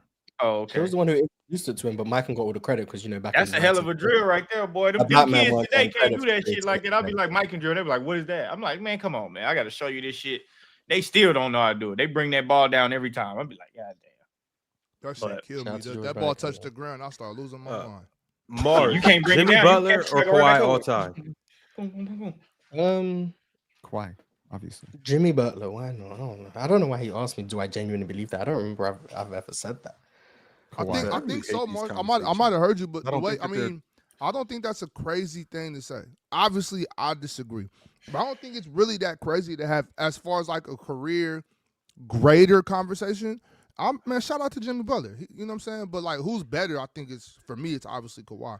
But I hate I'm these I'm not mad at conversations. I think the anybody answer is having that. Kawhi regardless, but I mean, Yeah, like, man. And the reason why I hate these conversations is because what these dudes they try to do is they try to make it look like it's their guy and you didn't have what I had. Every last one of these dudes that got to this space, at some point, they had the things that were necessary to get them there. That happened. So They played no, in the everyone. same greater- era. They played in the same era. They played the at same no point position. was- and Kawhi's no better point than was him Jimmy at Butler ever everything. considered the best player in the game. Why are we having this Except for conversation? he's not a bad Ever. passer than Except for Jimmy. He's not a bad passing. passer. Fuck outta Except here, for man. passing. But chill, No. most people. I think I'm the only person in the world that ever had Kawhi as the best player in the world. It was a Yeah, real but people had conversation. Kawhi as a top 5 I player mean, for his sure. family probably Jimmy felt never. that Jimmy way Butler was too. never in that They don't conversation, count, ever. Pin. This is a Other than like conversation about 23 other after the people. first round, people were trying to put him there. But like for real, no Like, one really. I had don't even Jimmy as a understand top why we be five. In having Kawhi was 2019, a like- lot of people were willing to have that conversation. Chill. Jimmy Butler. I mean, Jimmy Butler has had some pretty good seasons, pretty good runs. I mean, Jimmy deserves a little. Jimmy Pretty good, but that's deserves- not Kawhi Jimmy been in Butler. top Jimmy three Butler. Jimmy convos. Butler's in the Paul I'm George not group. trying. He's I'm not in trying the- to. he's not I'm in not trying to convince y'all that Jimmy's better than Kawhi Leonard because you're talking. He's not. Y'all know I don't He's think not. so. I'm just saying like it's a worthy, quick conversation. It's worthy. I think Jimmy I Butler's will- more in the pool. I think he's more in the Paul George group than the Kawhi group. I think Now Kawhi I is think you a disrespecting step Jimmy too far. Butler. I will No, say you're this. not though. I don't. disrespecting I'm him. I'm If- higher on Paul George than you. So. If Jimmy Butler gets drafted 15th to the San Antonio Spurs, he 100% has a better career than Kawhi. Oh, that's not how that works. That's not. I at all, believe he has no. a better career than Kawhi. What are you basing that Why? on, Ron? How? What, Because he doesn't break his so leg if he's playing for the Spurs. We're rewinding the clock, Ron, back to 2011. That's what we're doing. Yeah. So instead of Jimmy Butler going to the Bulls at number 30, they take him in San Antonio, and he gets to run with Tony Parker and Duncan. Early Like, career, Jimmy Butler. He gets to run with Tony Kawhi Parker and has Duncan better and physical Ginobili. skills. Why is he Hold on. better? By Why was I talking about 2014, Paul George? by 2014 and 15, Jimmy Butler was he would have did this. He could have did the same thing on them Spurs Lock. teams as Kawhi. Okay. Yeah, but Jimmy Kawhi would took have made till then Chicago to so become much that better. good. Yeah, I was tripping. I thought when you said that, I thought you was talking about Paul George, which is why I spoke about breaking. I think Jimmy Butler, no. No, I'm talking about Jimmy Paul Butler. George, I was maybe. wondering where you came Jimmy from. Butler, no. Jimmy Butler. Jimmy Butler, he gets those same championships with the Spurs, and then he stays with the Spurs. How do you know that though? Yeah, Kawhi was. He a wasn't finals as good as MVP. Kawhi, Ron. Kawhi He was. wasn't a as Basing good that as on, Kawhi. I'm basing. He doesn't have to be as good as Kawhi to go in there and guard LeBron and do it. Like, and do you guys not remember Jimmy Butler in 2015? Okay, why do we do this? Listen, this is not. Do you guys not remember this Jimmy is not Butler like comparing 2015? Bob Cousy to I do Shaquille remember. O'Neal, I where do. we can say, okay, different era, different position. Jimmy Butler and Kawhi Leonard have both been on really good teams. They've both been the alpha dogs on their teams. They've both been to the finals, and we can do it side by side. Now, you saying, in my opinion, you saying that Jimmy Butler could just go and replace Kawhi. Do is you not disrespectful. remember Jimmy Butler in 2015? I asked Yes, the I question. remember. I remember round of Kawhi 19, being a Ron. better player. Kawhi was a better player. So Way in better. 2015, in You remember Tobias 2015, Harris over Jimmy me? Butler. That shit was In 2018. 2015, Jimmy Butler led the league in minutes. Jimmy Butler was second team all defense. I know Kawhi was who he was on defense. I know Kawhi was who he was on defense, but I'm saying led the league in minutes. Got MIP, second team all defense. He averaged 25 and 5. Jimmy Butler was him. What I'm saying is, I'm not comparing Jimmy Butler and Kawhi as players. That's not what I'm doing. Let's not just. Remember when I'm I said saying if there's you a bigger gap pick between up 1 and 6 and 6 and 16? Pin, that's That's not the the point. point I'm making. When you're playing with Tim Duncan, Tony Parker, Manu Irrelevant. Ginobili, and Greg Popovich, the point, why is that irrelevant? The point It's I'm not making is that you can irrelevant. Keep pick going, up Jimmy 'Cause you Butler made the and put finals him with in that Skull. spot. Can you please let me finish my point? God damn. If you pick up Jimmy Butler and put him in that position where you are here to defend at a high level and do the other things, Jimmy Butler can fit in that role the same way Kawhi fit in that role. In 2014, they didn't give Kawhi the ball and say, hey, Kawhi, we need you to go score 25 a night. That was not Kawhi's job. Kawhi's job was to play defense, knock down open shots, and move off the ball. He was a role player who happened to break out in the finals. Jimmy Butler would have did that same thing, genius. But you have to, also so to say that. But he was Keep going, short as well as Kawhi. keep going, Ron. Keep going, Ron. Keep going, Ron. Also, keep going, Ron. Keep going, Ron. Also, I'm now looking at the next phase of what happens. Sure. You gotta factor in from 2016 to 2000 to right now. Sure. I'm projecting from 2000, and this is a lot of projections, obviously. There was a lot of shuffling and moving and stuff like that. From 2016 to right now, Jimmy Butler has undoubtedly been more healthy than Kawhi Leonard.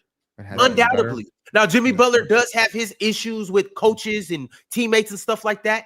What I'm merely projecting is Jimmy Butler in 2016, when you have DeJounte Murray, you have, and I think DeJounte might have came the next year, but or around that time, but you have young DeJounte Murray, you have LaMarcus Aldridge, you have Greg Popovich still there, and they still had a good team in 16 and 17. Jimmy Butler, I'm projecting Jimmy Butler doesn't get injured. He's more healthier. He then becomes Jimmy Buckets, and you have a guy to build around into the future instead of Kawhi. He gets injured, he gets mad, he leaves, all of that stuff. Jimmy Butler's healthier, and you have that baseline. Now, Kawhi obviously is the better player, but as we highlighted earlier, Kawhi's going to play 30 games a year, and then you got a load management, all of that. Jimmy Butler being Jimmy Butler, he's going to play, he's going to lead, he's going to, be who he is. What's the How many talent gap? times Jimmy Butler been first team In the All-NBA? Spurs systems, too. In the Spurs system, how many times Again, has I'm Jimmy not Butler been- comparing them as players. You're taking this somewhere But else. I'm not comparing them very as important players. to mention, though, Ron, because what I want to ask you, Ron, in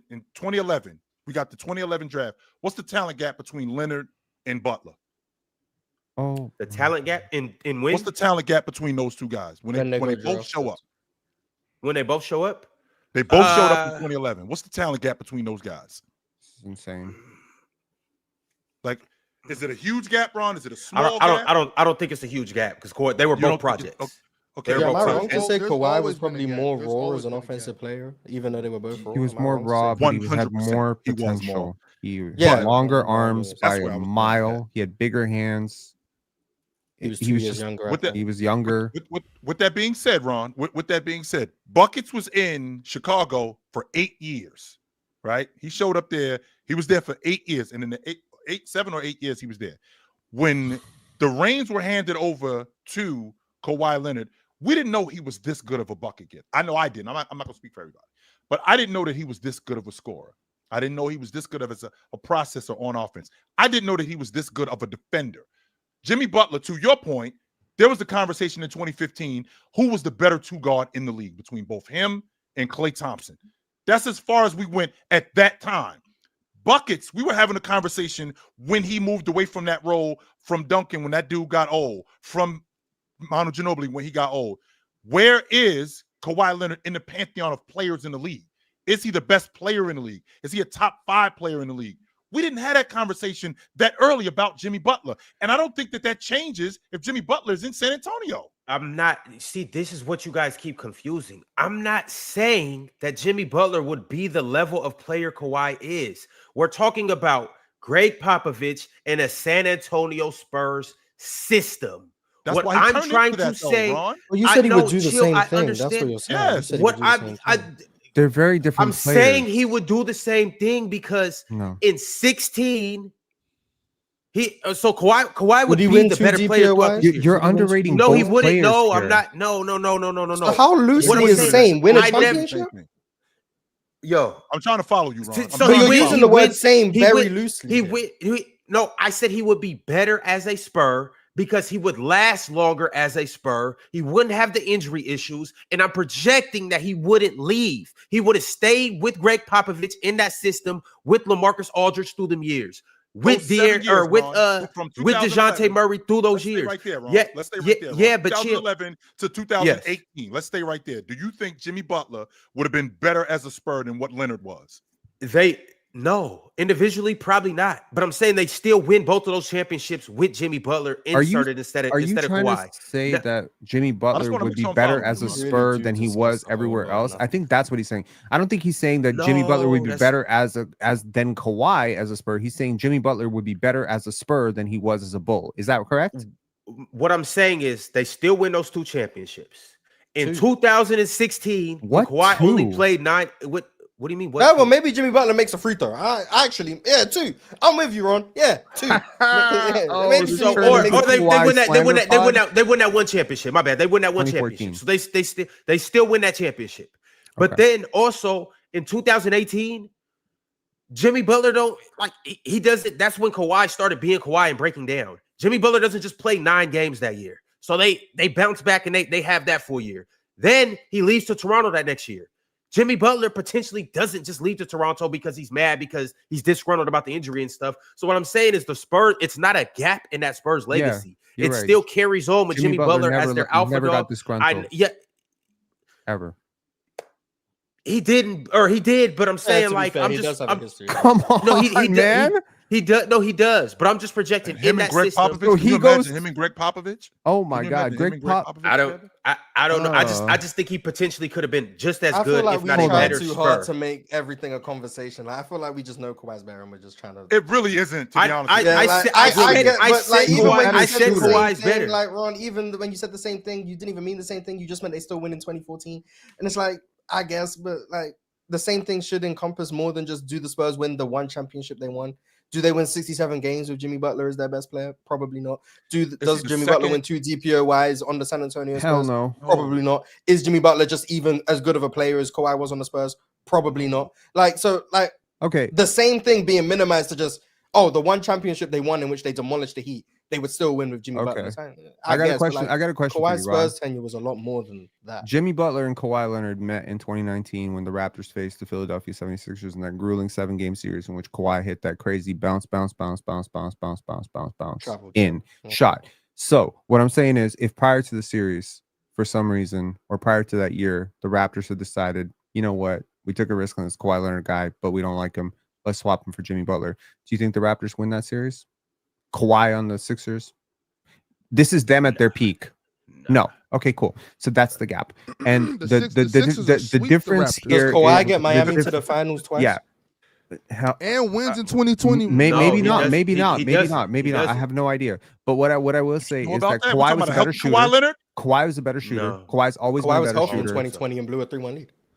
I don't think so. the 2014 And Jimmy Butler got swept in 2021 after he was in the NBA championship. I don't think the 2014 healthy, Spurs needed Jimmy Butler's playmaking as much as they needed Kawhi's 3-point shooting and his defense. His ability to match up with LeBron in that series was the series to me. And I think he rightfully deserved that finals MVP.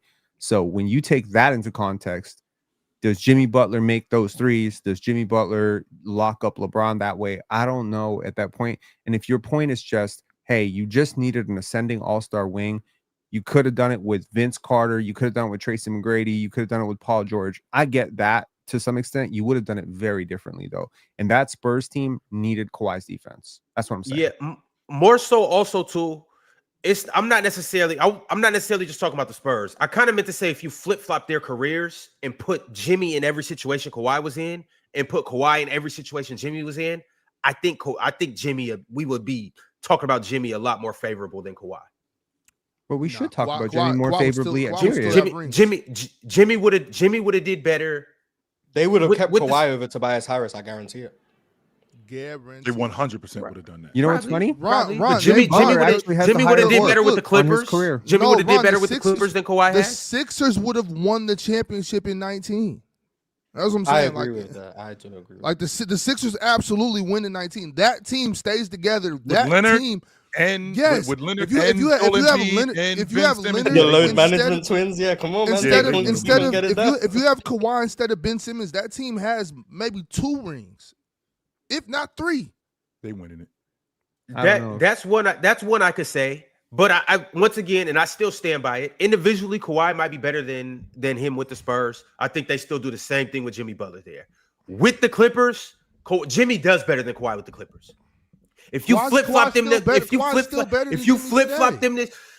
you flip Kawhi's ability to, or Jimmy's ability to floor raise and just what he provides for the team, it would have been better. It would have been him next to Paul George would have been better than Kawhi next to Paul George. And on top of that, Jimmy's just healthier. Over those years. Okay. If you talk about the health, Jimmy's just healthier. If you talk about the health, if you talk about the health, the health's a big reason of it. Jimmy hasn't been all that healthy these past 5 years either.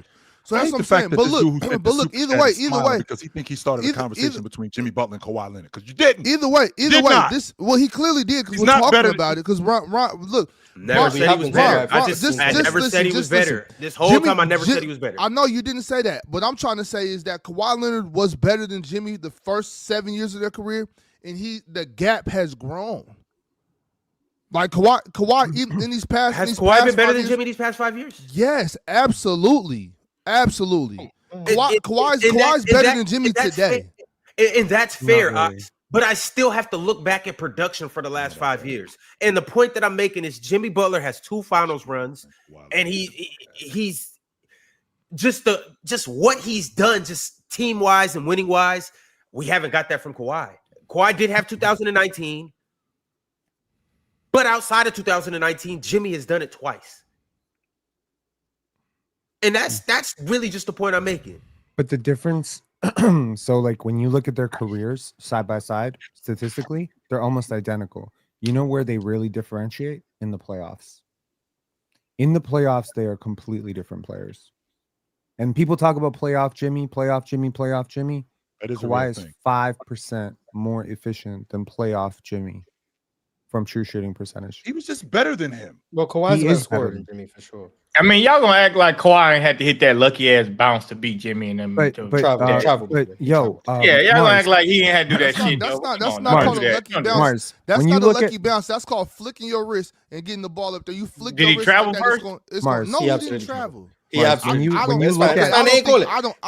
call it. It's cool. Either way, that's not called a lucky bounce. That's called just flicking your wrist, shooting the ball, and when you get it up on the rim, it's gonna go in. That's just good basketball. I'm kind of with Ron. I'm kind of with Ron on the Jimmy with the Spurs thing because it set a foundation for Jimmy, just like it set a foundation for Kawhi.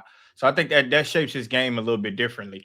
And Jimmy is despite how he was early on in his career, Jimmy's a team first player too. Like Kawhi struggled from the stories that they heard about Kawhi in San Antonio. Kawhi struggled with just fitting in too. That's why he wanted to leave a lot of times. Like he struggled with just fitting into the Spurs culture and identity. Like Kawhi wanted a bigger role. He leave San Antonio because they weren't taking care of him. Like he thought that. And he wanted a bigger role too. They talked about that too. Right. Him wanting to be a superstar. He was already a superstar. He was. No, but he wanted a bigger role. Y'all know how much better the Bulls would have been with Kawhi Leonard? Probably so, but to the whole point of Kawhi wanted to leave because he wanted to show his game a lot more, and he felt like he couldn't do that in San Antonio. That's what. Who told you this? Yeah, just look it up. Just look it up on. Just look it up. That's all you gotta do. On the dark web, where I gotta go? He was already like an MVP. I made it. I just made it up here. I just made it up. I mean, you clearly are. I just made it up. I just told you I just made it up. Go ahead. Mars, where's the travel at on the issue was trust. Hold on. The issue was trust. With medical staff, it was a trust issue. His teammates called him out. I just told you I just made it up. Just let it go. I just made it up. I just make shit up. Well, now you just told 1,600 people that that's what I do. I just make shit up. Okay. I just pull it out my ass and just make it up.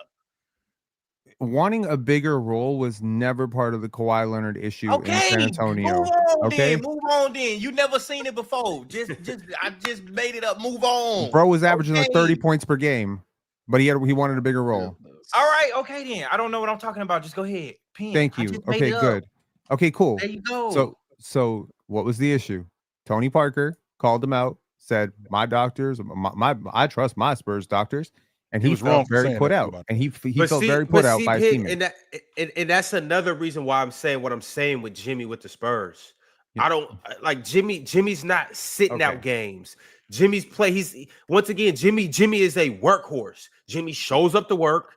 Jimmy plays hard. Jimmy does not plays have a lot of minutes. Knee issue. And that is the point that I'm making. I'm not knocking Kawhi for that. I'm just saying in San Antonio, Jimmy Butler is young. He's healthy, and he doesn't have to be on load management. That's merely the point I'm making. I have throughout this conversation, I've stayed consistent. I'm not saying Jimmy is better than Kawhi. What I'm saying is Jimmy's more available than Kawhi. Jimmy's going to be able to play more than Kawhi. Jimmy's going to fit into that San Antonio system more than Kawhi. I think he fits next to LaMarcus Aldridge and plays under Greg Popovich better than Kawhi, just in terms of just team chemistry and fluidity and all of that. Now, when we talk about individual players and individual talents, yes, Kawhi got it. But even once again, when we get to the Clippers, the reason why I say I think Jimmy Butler would be better because he would be more available. Who's better in the playoffs? And that's cool. Who gets injured more in the playoffs? Okay, then. Saying who's played more playoff games? But that's about going far in the playoffs. That's not that's like part of it. But apparently, this guy just breaking down in the playoffs. Then I need to know. It's Kawhi Leonard. Come on, like what are we fighting? In the career, no, hold on. They have been in the league for the exact same number of times, same number of years, same draft class. Okay, so their career is very interesting. Dog. They were both Ron. Honestly, I think Kawhi went to the finals 3 different times.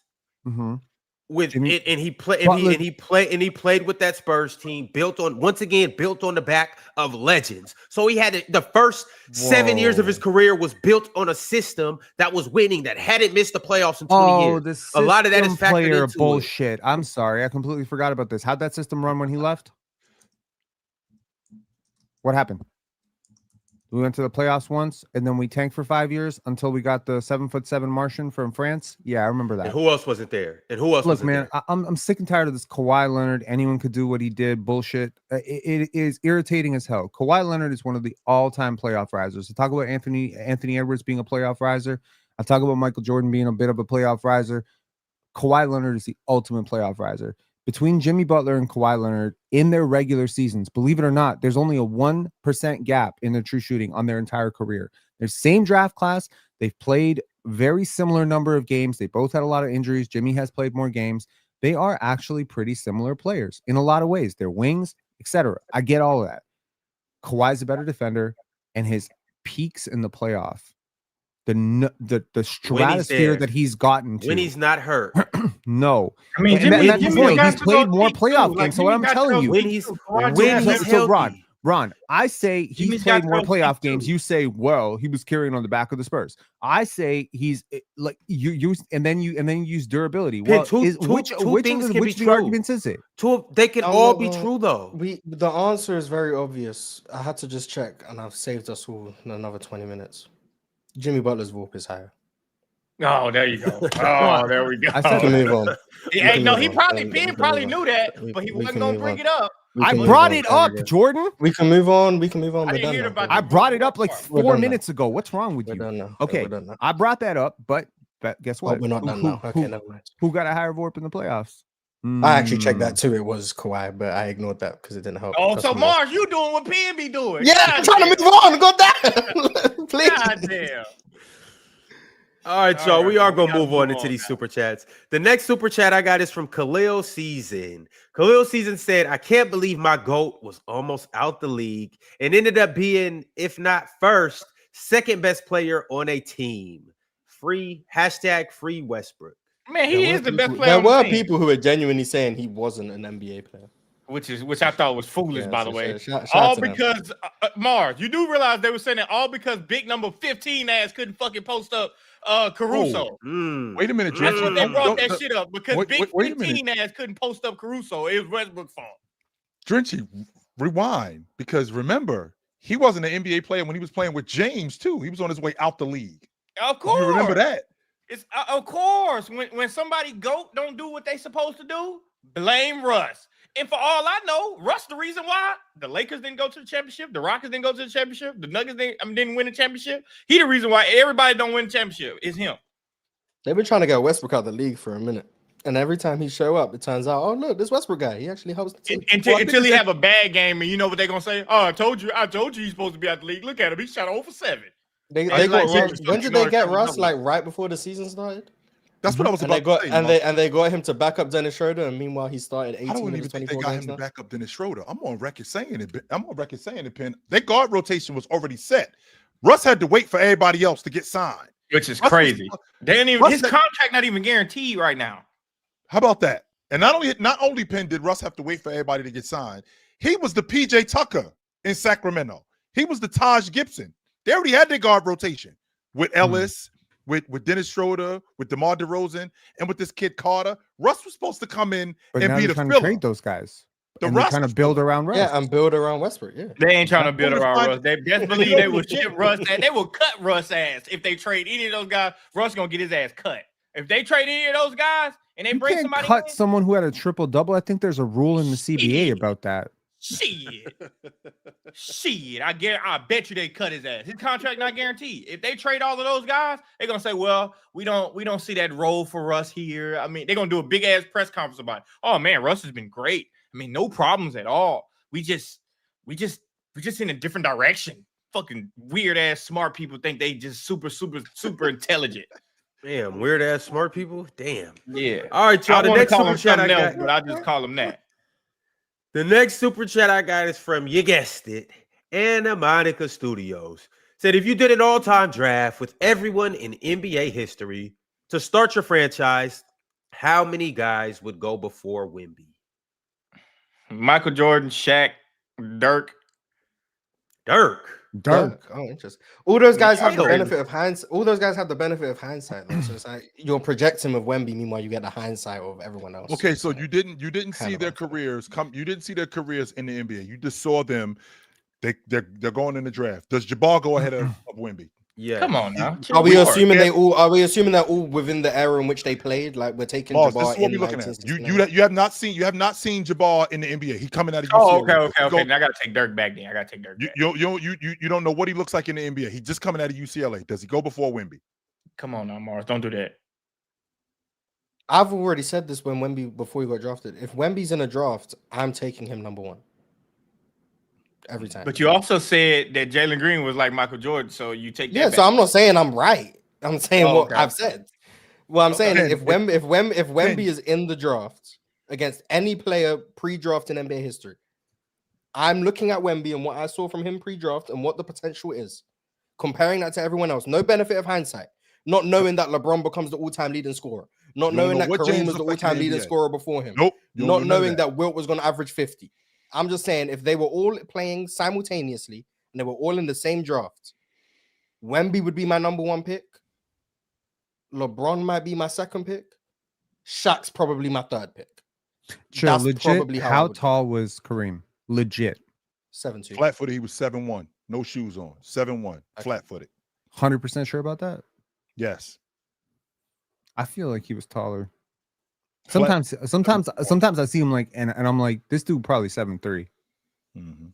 Flat-footed, he was 7'1" with no shoes on. Mm-hmm. That's crazy. That's almost as tall as. Did one of your classmates just sign with the Colts? Did one of my classmates sign with the Colts? Yeah. No, I don't think so. Phillip Rivers? Y'all not the same age? No, I'm older than Phillip Rivers. Oh, not by much, but shit. Yeah, not by much. Shout out Phillip Rivers, still making it work. I mean, this the Colts now got sorry as hell. Like the Indianapolis Colts are calling up a 44-year-old quarterback with 10 kids. Yo, this dude is at home chilling. This dude at home chilling, Jordan. That's he got 10 kids. Hey, that's my man, Phillip Rivers, man. I bet you he played 1 week and 1 week only.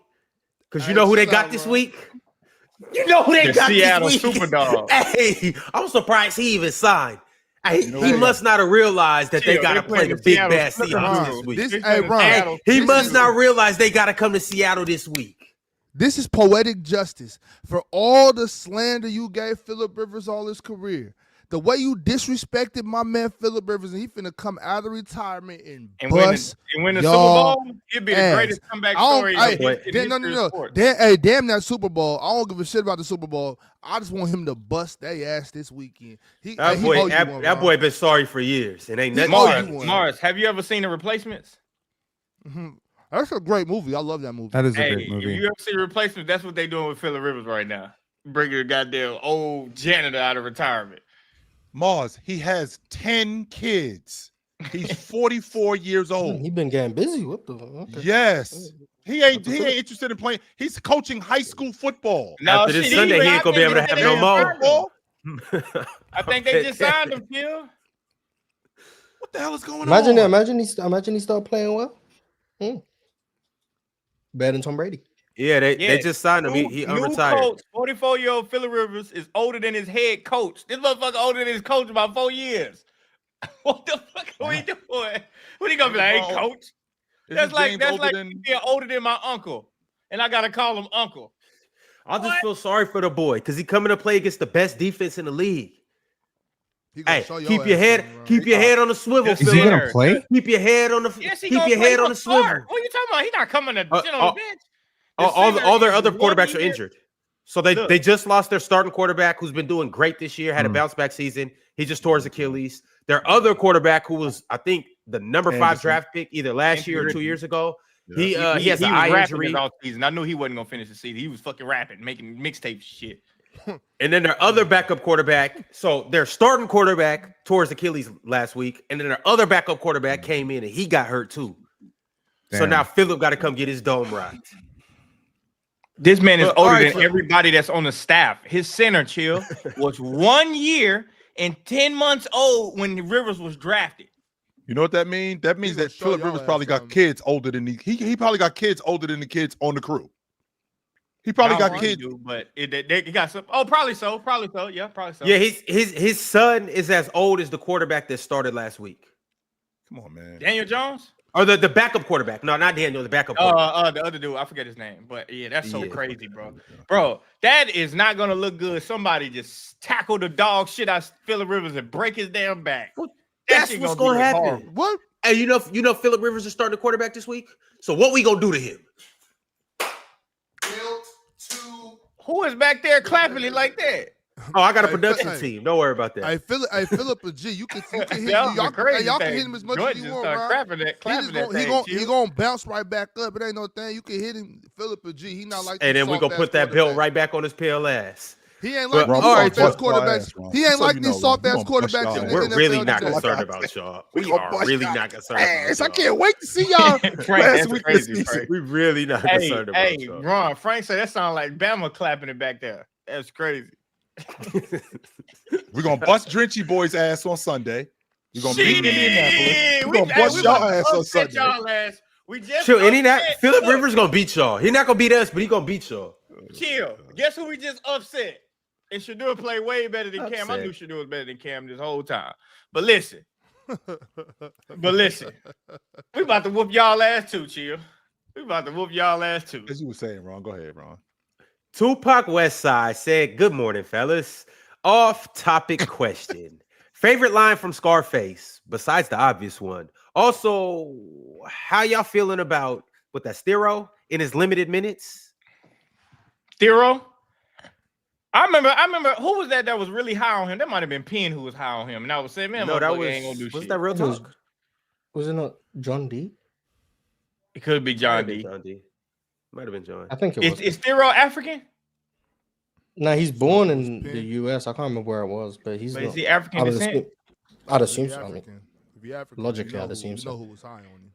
Oh, well, then Penn was high on yeah, him. ironically, he was born in Utah, so shout out to him. But African descent, I'd assume. But I think he's looked fine defensively. Yeah, offensively he doesn't offer much, but he's barely played. There's not much to get from the limited minutes he's played. I And thought I've never Scarface watched was Scarface, dope, but I wasn't that deep into Scarface where I was studying his lyrics like that. I'd be lying to you if I said I was, because I wasn't.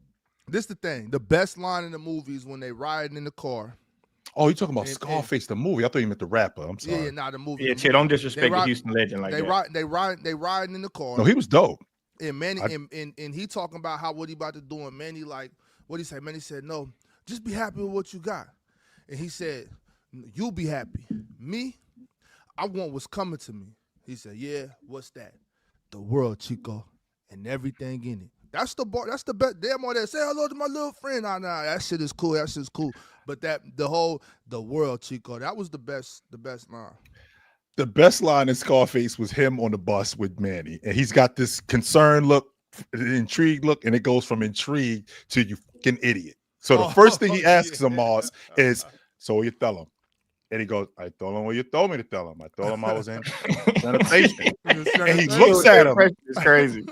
And he looks at him and he goes, "Sanitation." Like, you fucking idiot. I ain't tell you that. Chill with I the told you to impression is tell him. crazy.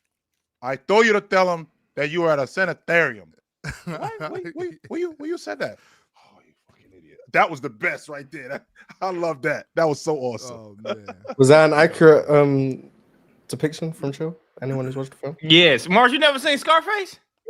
I don't watch films. Yeah, so- Morris. Oh, that's crazy. You gotta watch Scarface. When he was with what's his name down in Peru, where they was at, and he was going through his whole compound, and he said, "Y'all got some good stuff down here. Great A shit." It was walking through. Mars, you ever played that Vice shit. City? GTA? Yeah. Yeah, So to Vice give you City, the though. setup of it, so to give you the It's like setup of that. it, Moss, Scarface is an immigrant, right? He's an immigrant. He just got at that time in the 80s, a bunch of immigrants in South Miami. They were basically in internment camps, and Scarface, which is Tony Montana, he's in this camp and he's trying to get into the country. So him and his man, they lying about what they do. So Tony Montana and his man Manny, he told him to tell his man. He told his man to tell the people at immigration that he was in a sanitarium. Instead, Manny tells him that he was in sanitation, which is not close to the same thing. And that's why Tony Montana is looking at him like an idiot. I told him what you told me to tell him. I told him I was in sanitation. And Tony looks at him and goes, "Sanitation. I told you to tell him that you were in a sanitarium." Wait, what? When you said it? I told him to tell you that you had DB and that you was cured. No, when you said that, you would have remembered anyway. And he was like, "You fucking idiot. Get your goofy ass out of here." So I've been trying to tell Ron, the only person that only thing that can give orders is boss. This nigga don't know, man. you fucking idiot. Oh, Ox, you been giving Ron orders all this time? Nah, I just be see what y'all know. I'll line up the whole shows before. I'll send it to Ron, and then Ron be like, "Oh yeah, good title." As soon as I seen Ron and Ox, I was like, "This is me and my boy that I grew up with." Because I know. Chill. Hey, chill. Me and Ox will bust you in your man's ass. Where? Chill. Come on. But I said, and I knew it. And Ron, I knew it when we was in Indiana, when we was in Indianapolis, and we was in the car. And I didn't know what was going on, but Ox knew because he know you. And we driving, and Ox goes, "Do you know where we going, Ron?" Ronnie had no idea where we was going, by the way. Ron had just be driving. I was showing y'all the city, but y'all don't have an appreciation for the finer things, so that was the problem. He know me at the airport. I'm like, man, who the fuck? I'm walking around looking for JD, and I hear somebody say, "Hey, yo, my man." I'm like, what? The fuck? I don't know nobody out here in Frisco. It was Chill, ran up on me with a jumpsuit on. I said, God damn. If it ain't Chill Town Hoops. What up, yo? What up? I'm like, damn. Yo, Penn, what's good? No, I'm good. You was about to say something? No, I'm good. I'm gonna save it. All right. I got the perfect outro for your show. Oh shit, Mars, you better hold on to your seatbelt. All right, well, in the meantime, we got another super chat from, you guessed it, Anna Monica Studios. Said, where does Magic and the Pistons, or where do the Magic and the Pistons rank if you put Pistons them in Isaiah Thomas. Pistons Isaiah Thomas. So where does Magic Johnson and Pistons Isaiah Thomas rank if you put them in today's NBA? So Magic where does Johnson Jalen would be Johnson the best rank? point guard in the NBA. And then, right next to Jalen Johnson, that's where he would be. And Isaiah Thomas would be number 2. Right next to Jalen Johnson is crazy. But hey, shout out JJ. Shout out JJ though. JJ been hooping like a motherfucker, boy. It's time to pack Trey up. Am I off that train yet? I don't know. I need to see it. I at least need to see it. I at least need to see it before I make a decision to say if I was wrong or right. I at least need to see it. Pistons Isaiah Thomas would be interesting in today's game. But how Definitely the best point guard in the league. I'd just be interested to see how a ball handler of his ability with the mid-range stuff and the speeds would not translate, but how effective he'd be without the 3-ball and stuff. So especially at his size, but I'd be interested. But I wonder why people don't think Magic game would translate. I think that's crazy when people don't think so. To all the youngsters that's watching and all that, right? Just think of the best version of Chris Paul you ever seen, and times that by 2. I think I can get behind that, Ox. I think I can get behind that. I absolutely can get I'm so far not behind that, but shout out to Isaiah Thomas, man. Well, we know Drago. Look, that Drago say he'll be out the league. That's so crazy. That's so crazy. Man, shout out Drago, and shout out all the Hall of Famers too. Now would be a good time to show the Hall of Famers some love. That's Daddy Pigs. That's Kingster MH. Shout out to Kingster. I just added him to the Telegram group chat, the Hall of Fame Telegram group chat, that is. And I asked Kingster, was he gonna watch the show today? And he said, yeah, I'm always watching the show. But he said, I don't really be in the chat with these goofies though. He said, I'm not much of a chatter / yapper. So in case you guys are wondering who Kingster is and why you don't see him, is because he don't like to hang out with you yappers. You know, he's more elevated and exalted over you guys. Hence why he's a Hall of Famer. But shout out to all you guys too. You're just not Kingster. But yeah, so shout out to Kingster. That's like Ron. That's like Chris Tucker on the boat when he was talking. Oh yeah. He said, "Oh, I thought you bro with I'm the running the finest of circles." Yeah. He's an idiot. Shout out to Rob Deere. Shout out to Dale Ski. Shout out to Teddy Hart. DNE MLV. Shout out to Drago FC. Shout out to Small Boxes. The Veil Perspective. Bulletproof 24. Cheese 15. Worldwide Mace Television. And Multi Kenny. Those are your Hall of Famers. The next super chat that I got is from Nims Knows Ball. Nim said, does Russell Westbrook's play this year move him around in that top 10 point guard list of all time?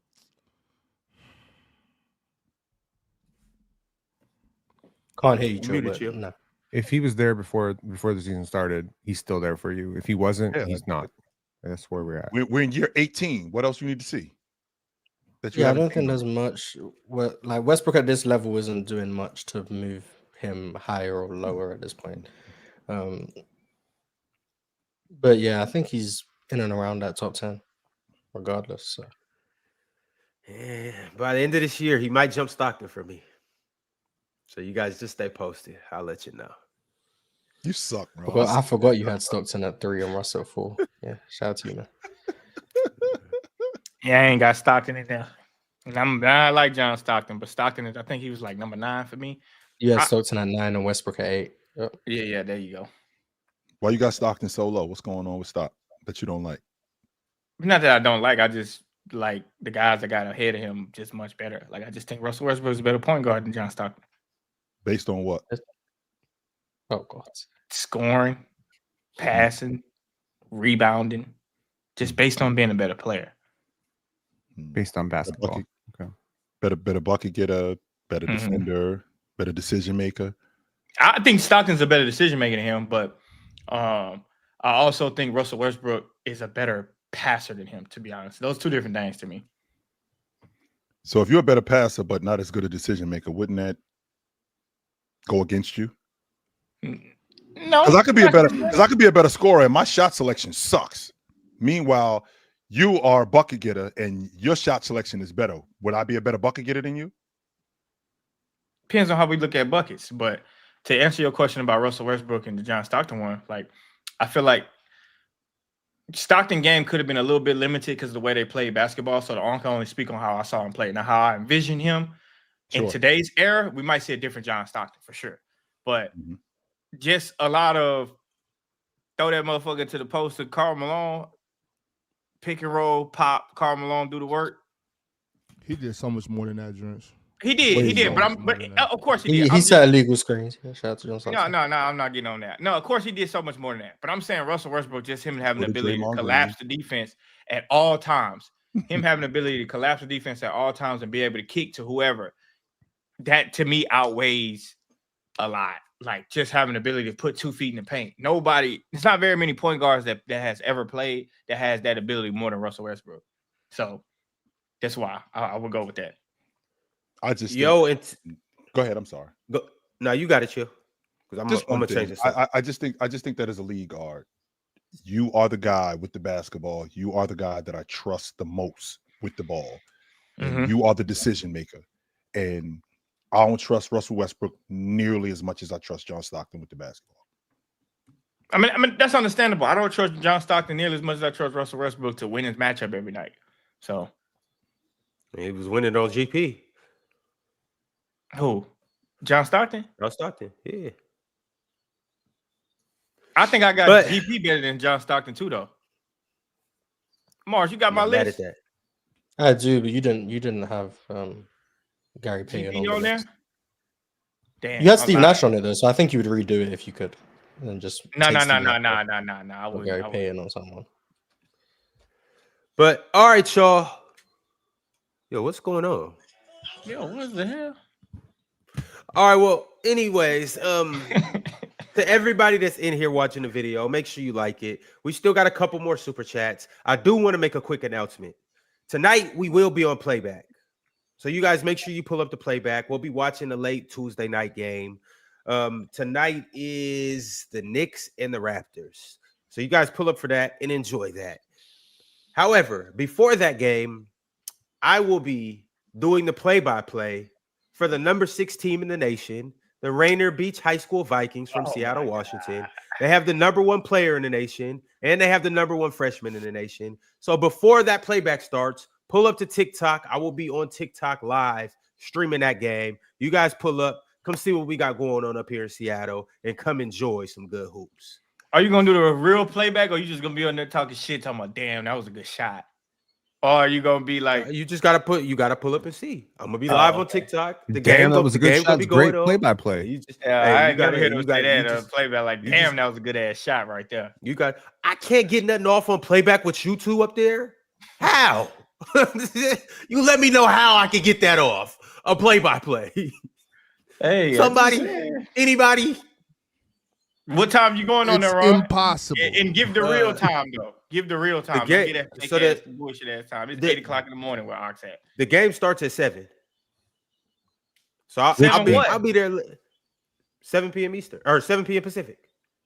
Oh my! What fucking time is that? 10 o'clock for us? No, 10 it's not. Eastern. It's not 7 for you. p.m. It's not for you, Pacific. Jordan. 10 Eastern, 9 Central, right? Yeah, that's not. Oh, for okay. you. Wait, what But game? The the Raptors rain, game? No, a high school. No, game. no. Oh. Raptors game starts at 8. 8:30. in fact, Ron, I want to piggyback off what you saying. I want y'all two next to me to know that y'all the reason Playback got shut down. I was That's thinking why. that. That is thinking- what I heard. I was something thinking similar. it, and then you said it. Shit. Why is it me? Why me? I don't even get on that much. Ox. First of all, we're not gonna act like Ox don't contribute to this mass bullshit. We also not gonna act like Ron nickname not Ron Don Julio. But hey, you know. By the way, Drench, make sure we clear on that part right there. That's we also 100% not his gonna name. act like Chill don't get everybody son of a bitch ass out of the chat. We're not gonna act like that. Now, You know, I Mars, go on the door. I ain't gonna go Hey, back. I ain't there. got nothing to Get say your about ass Mars. out of Mars don't even cut his Hey, camera Drench, on. y'all already know. I'm and I'll never amazing on pretend. PlayBack. That's fine. If something go down, my hands ain't clean. Okay, But you know, I get up out of there. Okay, it's all good. I'm just saying, if anybody contributed to it, it's us as a whole. We did Hey, all we could. Chalk it up to teamwork. Love it. That's great. That's great. That's a Yeah, very well. San Antonio Spurs approach to it. We did it as a team. Nah, hell nah, not the Spurs. Not the Spurs. Now we the Blazers. We the old ass Blazers. We the Jailblazers? Yeah, the jail Blazers. I would like to think of us as like the We Believe Warriors, and you are our Baron Davis. That's cool. Now I'm always Yeah. gonna be Steven Jackson. Come on, shout out Steven Jackson. Okay. All right, y'all. The next super chat I got is from Delski, a Hall of Famer, and a Hall of Famer that's gonna become one of the GOATs in the Hall of Fame tier once he catches up to this nigga below me. You guys will just have to see PC Weekend. We will bring the cameras out. Big Ox and Delski will be playing one-on-one. In case you guys don't know, they are both 6'8". One is not athletic anymore. One is still athletic. One got game. One is washed. But it still should be a pretty good game. Anyhow, Delski had to say this in his super chat. Let me move you up to the top row so we can see your facial expression. Delski said, Ron is cooking. Kawhi Leonard became great through his own work, but Jimmy could have did that same stuff early. Put KD, LeBron, Paul George there early. They are undisputed top 3 or the GOAT. Okay, well, Paul Paul George, George? absolutely not. But Oh, George and San Antonio might have been nice as shit though. Paul I would, would've yeah. been When crazy in Ron San said Antonio. that stuff about Jimmy, I thought he was talking about Paul George early on, put him on those Spurs team. That's what I thought he was talking about, not Jimmy Butler, because Paul George on those early Spurs teams. That shit might have been incredible. That That ball movement, he learned how to play badass basketball when he got to the Clippers. But that ball movement over there with the Spurs, Paul George and Paul George was a hell of a defender in Indiana you know too, so how- it's not like you're losing much.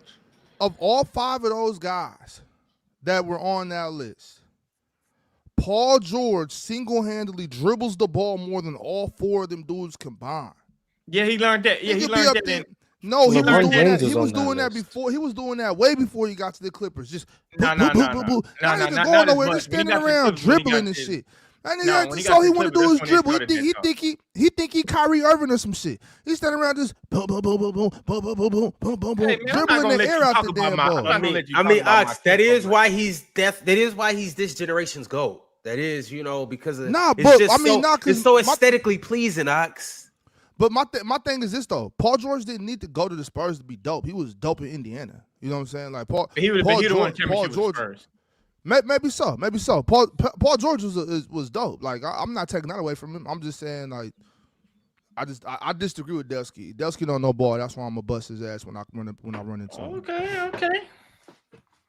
I explained something. Hey, I said all of that just to say that. When I see Delski, it's up. He too little. Hey, Ox, Dels could get you in a lot of trouble. I retweeted something on my timeline and somebody brought it up. They said, why you retweet this but ain't respond back to me? I'm like, man, my nigga, I can't retweet Delski. God damn. You're not allowed. You go I'm first. not allowed to. Y'all really be getting pressed in this basketball community. That's crazy. On X, you need to just start pressing niggas on X. Somebody say something crazy to me with that whole Giannis thing. I start pressing and he blocked me. So, see, I'm not the one to play with. Cause I quit. Cause you gonna smell my cologne. Now I began blocked for the crazy thing. Someone asked me how I came to a conclusion. I said I watched the game. He blocked me. I was like, what I do? I was like, God damn. He's like, why'd you think this? I was like, I I watched. take a And different blocked. approach I was now. like, okay. I try to use reverse bullying on them. They'll be like, "You're so stupid. You don't have no brain cells." You know the other word too. I'll be like, "Okay, great. You're right. I got a mental health issue. Can you please leave me alone?" Would you believe they still don't leave me alone? Yo, speaking of that, Jalen. Yeah, we don't even got Jaylen time Brown? to get into Jaylen Brown? chromosomes and all of that. But I do have another super chat. Jaylen Brown crashing out on that Twitch, boy. We can't really get into that right now, Jordan. But I do have another super chat. Speaking of Jalen, from you guessed it, Anna Monica Studios said, "Let's be real." What they got to do with Jalen? Oh, okay. Jaylen Brown is a clear, better offensive player at everything besides passing and right on the defense. Right on defense. He's saying he's right there on defense. Right there on defense with Jimmy Butler, plus more accolades, and yeah. I think Jaylen Brown is I think Jimmy's absolutely clearly a better defender than Jaylen Brown. Is it possible Clearly that better defender. anyone who thinks that Jaylen might Brown's have extra absolutely better than chromosomes? Is Jimmy that Butler. possible? Okay, cool. Jaylen Brown is absolutely better than Jimmy Butler. Ken, what if he was saying that It's like a definitely good a thing? compliment. Like, I why think you Jimmy's taking bad. it so bad? I Why you think I don't taking think that he so I far? don't We think don't he gotta meant get it that into way. it. I don't think he meant it that way. I think I don't think he meant it that way I think he meant like a mutant, like X-Men type shit. That's how I think he took meant it. that way. I didn't take it like the way you taking it. I didn't take it that way. But you know, I'm dead ass serious though. I'm dead ass serious. I saw when you crashed out on the timeline though. It hit as soon as it said like. Oh, you seconds crashed ago. out on Twitter? Let's find the tweet. Yeah, I saw when he did it. He went nuts. I closed my eyes. I was like, I ain't even gonna say no. I was gonna troll pin on that, but I was like, you know what? I'm gonna just go to bed. But you said what you say. I said disgusting, and I quote tweeted it. What the hell is that? That's a crash out. Disgusting. No, I saw that, and then I saw you put it in the group chat, and I was like, you know what? I ain't even whatever he said, he already said. You know what I'm saying? And it's too late. You know what I'm saying? Whatever you said on the internet, it's on the internet. But I don't think chromosome thing. I'm sorry. Yeah, I don't think he meant it that way. Chromosome thing. Yo, we about to move on, yo. No, we about to. But we gotta. Hey, bro, I said Scotty I was understand. Wolverine anyway. We ain't Yeah, talking about Ray- NBA Cup. How the hell we? Ray Lass He meant sent like through the a super mutant, chat. for sure. Ray Lass sent through a super chat and said, "How close is the 09 Cavs to last year's OKC team? Huh? Is Shaq starting to become underrated in all-time talks? And should he be consensus top 5? Let's start with the first one. How close is the 09 Cavs to last year's OKC? Not fucking close at all. Yeah, they're not even in a similar ballpark. If they play in a series, does Brown get a win? They would smoke. Brown don't get a win. No, I think they could get a game. I think OKC have a live tendency to drop a game. They would smoke game or them, two in Ron. the series, but they would. That It series might doesn't go be past 4-2. They got LeBron James. It might be 4-2. Yeah, It's also hard to sweep LeBron James. To be fair. They Bron won't gonna have do an answer whatever. for LeBron going downhill. No answer. Bron gonna do absolutely whatever he wants to them now. Yeah, it's just the rest of the team would just be choked. Yeah, is 2009 James. He's gonna destroy them, Ox. Oh, 100%. But he ain't gonna be enough. Bron's gonna do whatever he want to do to them, but Yeah, he's not gonna be enough though. That's the problem. Yeah, he's not Chet gonna be stopping everything in the rim. I don't know what you're talking about. But it's cool. Chet All gonna right, get folded at the rim. Is Shaq starting to become underrated all time? I don't know where. I think Shaq is polarizing all the time. Some people who heavily value peak will have him in like the top 5. Some people who view him more as a disappointment based on how good he was might have him towards the back end of the top 10 or out of it. So I don't know. Consensus top 5. I don't think there should be a consensus top 5. I think that doesn't make sense. I don't think there is, to be honest with you. What's the conversation on Shaq, Mars? If after 2006 when they win that championship, I'm out. Oh, he retires on top of the world, and you don't see like the Celtics years. We don't see the Celtics years. We don't see the Suns years. We don't see no more of that. 2006, they win the NBA championship against Dallas. You know what, Ox? I'm out. He wouldn't have his G14 classification because they're gonna. He probably considered top 5. I'd assume top at that time 06. I'd assume he'd be considered top 5. You probably have Mike, Kareem. He's got 14 years in the league at that point. Wait, I got Shaq at 5 already. So. Yeah, he might be 3rd at that point. 06, he might be 3rd. Yeah, like in terms of like how people view him, because it just happens. Like maybe they view him higher than like. They gonna put him higher than Magic. The rest of y'all don't. I'd assume at that moment in time, based on else doesn't it's have fresh Shaq of what top Magic. 5? Fresh of what Shaq. Who up here doesn't have Shaq top 5? I don't think I do. I can confirm. Yeah, I don't really remember when everybody asked me my top 5. My shit changed Okay, so much. I'll just real quick. Obviously, Chill has him at 10. Ox has him at 5. Yeah, Ox has him at James Jordan, Jabbar, Timmy Russell, Matty Bird, Duncan Lawrence, Wendy's. We know Chills. Ox has him at 5. Ron has him at 4. Penn has him at 8. Jordan has him at 8. And I had him at 5 when I made the list. So come on, me, Ron. I had in my top 5, Mars. You gotta remind me because people keep asking me. You had Mike, Bron, Kareem, Magic, Bird. Oh, okay. Which I don't think is crazy, but that's what I mean about like consensus top 5. It's like I don't think there should be a consensus. I think these guys are closer than people seem to acknowledge. Like these guys are all that great. It's not like there's major gaps between them. Like if you have Shaq at 8, it doesn't mean you think he's way worse than the guy at 5. Like it's like not at all. Yeah, these guys are close. Like I could conceivably have Shaq lower. I could also maybe have him like slightly higher. I couldn't get him above like Mike. And you got to know with my 4 and 5, I got a non-negotiable. If you got Magic, you got to have Bird right after. Or if you got Bird, you got to have Magic right after. Like that's my non-negotiable right there. Like those two. I understand that. Yeah, you cannot. Like I think, and that's just me being biased. And I also like the talent, of course, but I don't think you can put them two without having each other right next to each other. It's no way for me. Like no way. But so to Mars' point, that don't mean that I think Shaq is worse than Larry Bird, like that much worse than Larry. But that's not what that means for me. But all right, y'all, we got a couple new members. Some dude named At the Buzzer Sports became a YouTube member. Shout out to John D, man. Damn, Mars, he follow you everywhere. James Tucker gifted one Player's Choice membership. Shout out to James Tucker. Andrew C. sent through a members chat and just said dub panel. G Bam sent through a members chat and said, I don't think Detroit needs a big trade. I'll trade decent assets, not a core asset, Ivy and picks for someone who would fit the culture like Dylan Brooks and pair Najee Marshall and PJ Washington. And the pair that would be nice for Detroit. I don't think Phoenix are getting off Dylan Brooks just for his worth. I don't think Phoenix are getting off Dylan Brooks. Mars, I went to the game. We didn't talk about it. Shout out to the Suns, by the way. Yep. Shout out to the Suns. Yeah, Jordan, you're looking like you might have been cooking on that. It might look like I know ball, Chill. It look like I know ball, Chill. On that one. And here I was thinking I was optimistic saying they might win as many games as they won last year. But yeah, you looking like I went to the game the other day, the Rockets game. I ain't gonna lie. Dylan Brooks played like straight flat out garbage. Like, bro, the coach just let him just shoot any goddamn shot. I'm like, bro, this shit is ridiculous. It was his homecoming, man. He was coming back to Houston. You know, man, he was coming off pick and roll, shooting that shit. I'm like, what the fuck? I watched him and Grayson Allen go band for band, taking who can take the worst shots in the gym. Him and Grayson Allen. But shout out to the Suns though. When they fully healthy, that Suns team gonna be good. I'm telling y'all. And wait till they start getting Malawatch.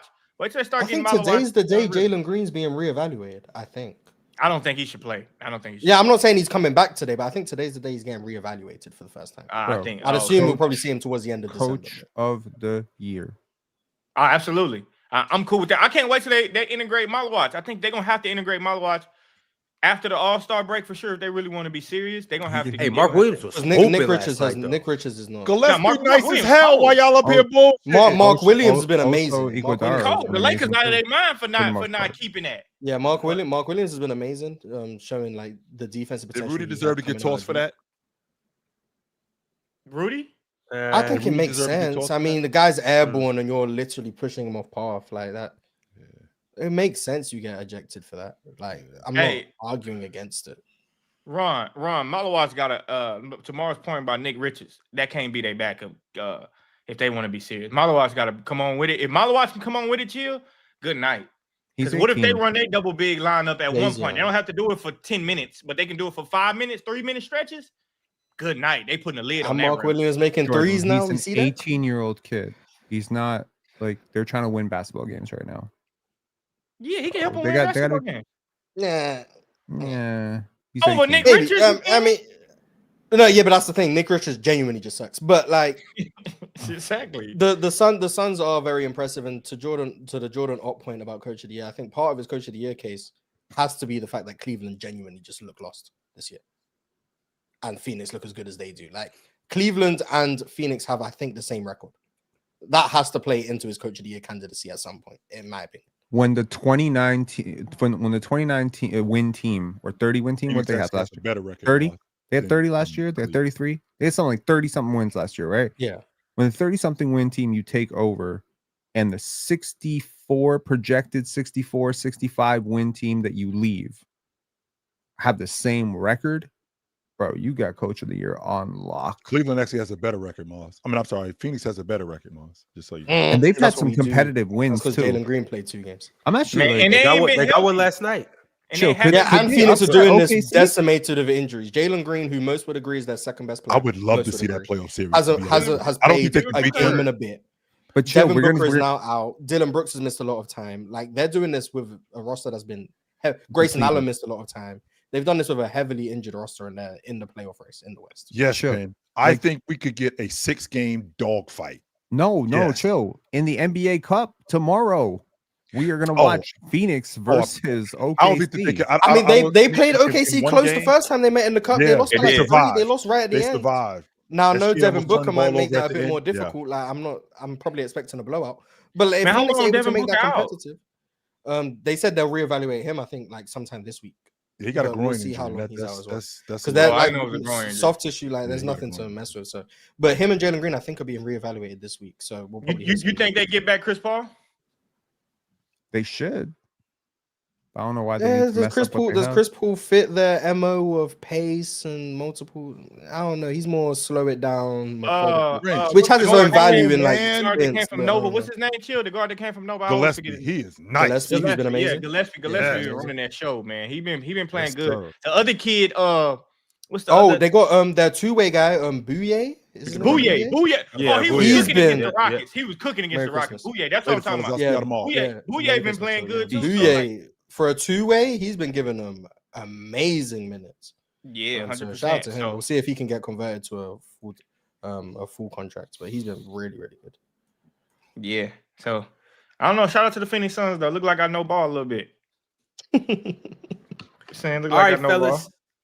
The next super chat I got is from Football Breakdown. These appear to be lyrics, but I don't know what song they're from. But he said 92 Pistons. I only got one mission to push Mike round. 223 sound like I'm calling a zone, but what's coming out this chrome is made to crack Mike's crown. That nigga just started rapping on his own. I don't know. I'm not bad at it though. I don't know Couple whose bars bars in there. that is. I don't know whose bars. Yeah, I don't know whose either. bars they are either, but there Or Taylor was Swift, some I don't bars in know. there. Sale talks too much. Said Ox, you may have sold that pick. P5 Paulo is on minutes restrictions. Hopefully he gets off with Franz out. Huge stretch for him and the narrative around him. Yeah, if Orlando start losing, the Paolo I'm the be out there. spreadsheet FC gonna be running to push. Oh, yep. See, Paolo made the team once. So Yeah, I don't know. Paulo definitely gotta change his game up a little bit, Ron. I know that's your Seattle guy, but we got to see some different strides from Paulo. We need to, package some up together. Are they getting packed up tonight, Jordan, against Miami? Yes. Confident? Man. Very confident? I ain't very confident. I go Orlando winning, man. Come on, Orlando. Don't let me down. It's a home game for Orlando. They got Jalen Suggs, who is an absolute dog in the NBA Cup. I don't know. I think Paolo's shown us that he shows up for the playoffs. This is about as close as we get to playoffs, high leverage moments. He on the minutes restriction though. That is yeah. fair. He's just gonna give him a quick 20 in 20 minutes, point per minute. I mean He's gonna they're gonna be be on his down SGA damn line. near 20 if he doing that. That slow ass 20 he got to give him. He take too long to get 20. You watch. Haters. All right, who's Z07 sent through a members chat and said if the Pacers want to win, they pick Darren Peterson, the most fleshed out. That's say if Pac want to win, then they pick a damn Peterson because they don't want Mars to disrespect Pac. Okay, buddy. Now, if I was the Pacers right now, I think Darren Peterson would be my pick. But we got a long time before the draft. We'll see. We'll see how the. I would Pacers pick look. Cam We'll see Boozer how just these off the guys strength that Hallie comes back. That dribble handoff action, that skip ahead, him just catching the ball in that high post and running some splits and all kinds of shit with Pascal too. High low action. I think it's a little bit, and I'm only saying that because Jordan the Pacers Pascal's gonna play 52 Andrew years Nembhard old, man. And Nembhard. They're gonna play Andrew Nembhard and Neesmith. So that's why I'm saying that with Darren Peterson. I want Darren Peterson to go to a team to where he don't have to wait for nothing. Like just I think Darren Peterson for like his development and like giving him the reps, like you probably want him to end up in a team like Washington for real. Yeah, exactly. And that's why I want him to like be ready. I don't want him to be in a position, even for AJ. I don't want AJ in a position to where he gotta wait for somebody. Like, fuck no. Like, if this is who I pick, I want them two guys to be able to go. Cam Boozer is to me the most adaptable player. I can plug him in. He's a plug and play guy. Like, you can plug him in, and I don't expect him to be awesome. I don't expect him to be a first team All NBA type of dude. But that's the ceiling for AJ and Darren Peterson for me. First team All NBA. Who would OKC take with the number 1 pick if they got it? I think Boozer. Really? Oh no, they've got so. Yeah, I think They could bet on the upside of AJ. They could bet on Darren Peterson being like the next scoring complementary guard who forces turnovers. They could bet on Cambuza's connectivity. They really could go any which way they wanted. Then again, OKC offense ain't really about connectivity, so they might pick Darren Peterson for real. They might go with Darren Peterson, somebody that can get buckets and Shea don't have to, Shea can kind of relax. Because if you see early in the year, Shea was kind of like relaxing. He wasn't trying to like be aggressive until he realized shit, we gotta pick it up a little bit. We already got AJ Mitchell, yo. Huh? AJ Mitchell. Yeah, now imagine if AJ Mitchell was like way better. Yeah. All right, y'all. The next super chat that I got is from Ridge-Matic. Ridge-Matic said Stockton is greater than Russ. Russ is greater than Nash. Hold that. I would flip that. Like, I would just flip. I would flip it too. Where I had Steve Nash at 7? You had him at 10. Oh, okay. Well, I had Rondo. Yeah, I don't know. Rondo didn't. You didn't have Rondo, and that's why I was we had that surprised when you sent me the list. Yeah, Rondo didn't make the list. Did I have Nash? That hurt my heart. Yeah, I think you had him at. Did you or did you leave him off? I think you had him at 10. I feel like I protested that one. You might have. Bear with me. Did I have Scotty Barnes at like 11 or something? You had Scotty Barnes on one of your lists, so the small forwards list. I think you had Scotty Barnes. That's crazy, but the issue I had with Penn's list was he had Jerry West at 9. That's what threw me off. But yeah, you had Nash at 10. I know I had Rondo there. I just made a split decision. If I had to do it over again, Mars, Nash still might make the list, but I'm gonna tell you this though, Mars. Maybe next offseason. My list is fickle. So if Emmanuel quickly misses tonight's NBA Cup game and Scotty starts at point and the Raptors beat the Knicks, I need to revise my list. Absolutely. Immediately. Man. Jerry West, goodbye. That's crazy. Kicking. All right. The next super chat or members chat is from Tristan. Tristan's been around for 6 months. And he said, are Harden and Russ a top 10 scoring duo of all time? I think they are. I think them and Walt, Clyde Frazier, and who's the other guy for the Knicks? Walt, Clyde Frazier, and Monroe, Willis Reed. Earl the Pearl Monroe. Yeah. So there were these two guys in the Lakers, the early 2000s, Shaq and Kobe. Yeah, I mean, there's these guys in the Lakers right now, Luka and Austin. Yeah, there's those two guys as well. Does he mean like statistically or just like eye test? He means statistically. Oh, well, statistically, yeah, 34 and 27. I think that's what they both average. So what's that combined at 60? I think Dame and Giannis were around 60. No, but relative to pace, Michael Jordan plus his best teammate probably bridges that gap, does it not? Yeah, Jordan's scoring rate. Maybe. What about Wilt and his best teammate? Does that bridge the gap? Who was it? That more than bridges the gap. I mean, it depends on if you go to year he averaged 50. It doesn't probably like Paul Arizon or something averaging like 18. Yeah, you don't need nobody. I mean, all he got to do is average fucking 15. Shit. So, his next best teammate was Paul Arizon averaging 22. So they combined for 72 and a half. Well, imagine better than James Harden. I don't get no shine. Yeah, for sure. I mean, 72 and a half from 2 people. That's enough to win a game in the 2000s. No damn. Imagine averaging 22 and you don't get no shine because the motherfucker averaging 50. Like, imagine averaging 22 and your teammate averaging more than twice as much as Wilt played with Jerry West. So there you go. Yeah, there's your highest crazy scoring numbers back then. Because Wilt on the Lakers was averaging maybe like 20. Yeah, he was averaging like 20. But on the Sixers, it was him and Hal Greer. Hal Greer was putting up numbers. I know that. Billy Cunningham too. So yeah, Hal Greer was averaging like 23. Wilt was averaging 33. That's high numbers. Those are high numbers. Steph and KD. Steph and KD. Yep. KD and Russ. Russ was averaging like 25, I think. KD was like near the lead in the league in the scoring. There's been a few. For sure, there's been a few. All right, fellas. The last super chat of the day that I got is from SSJ Gabe. Oh. SSJ said, rumors say the Heat are eyeing Lauri Markkanen.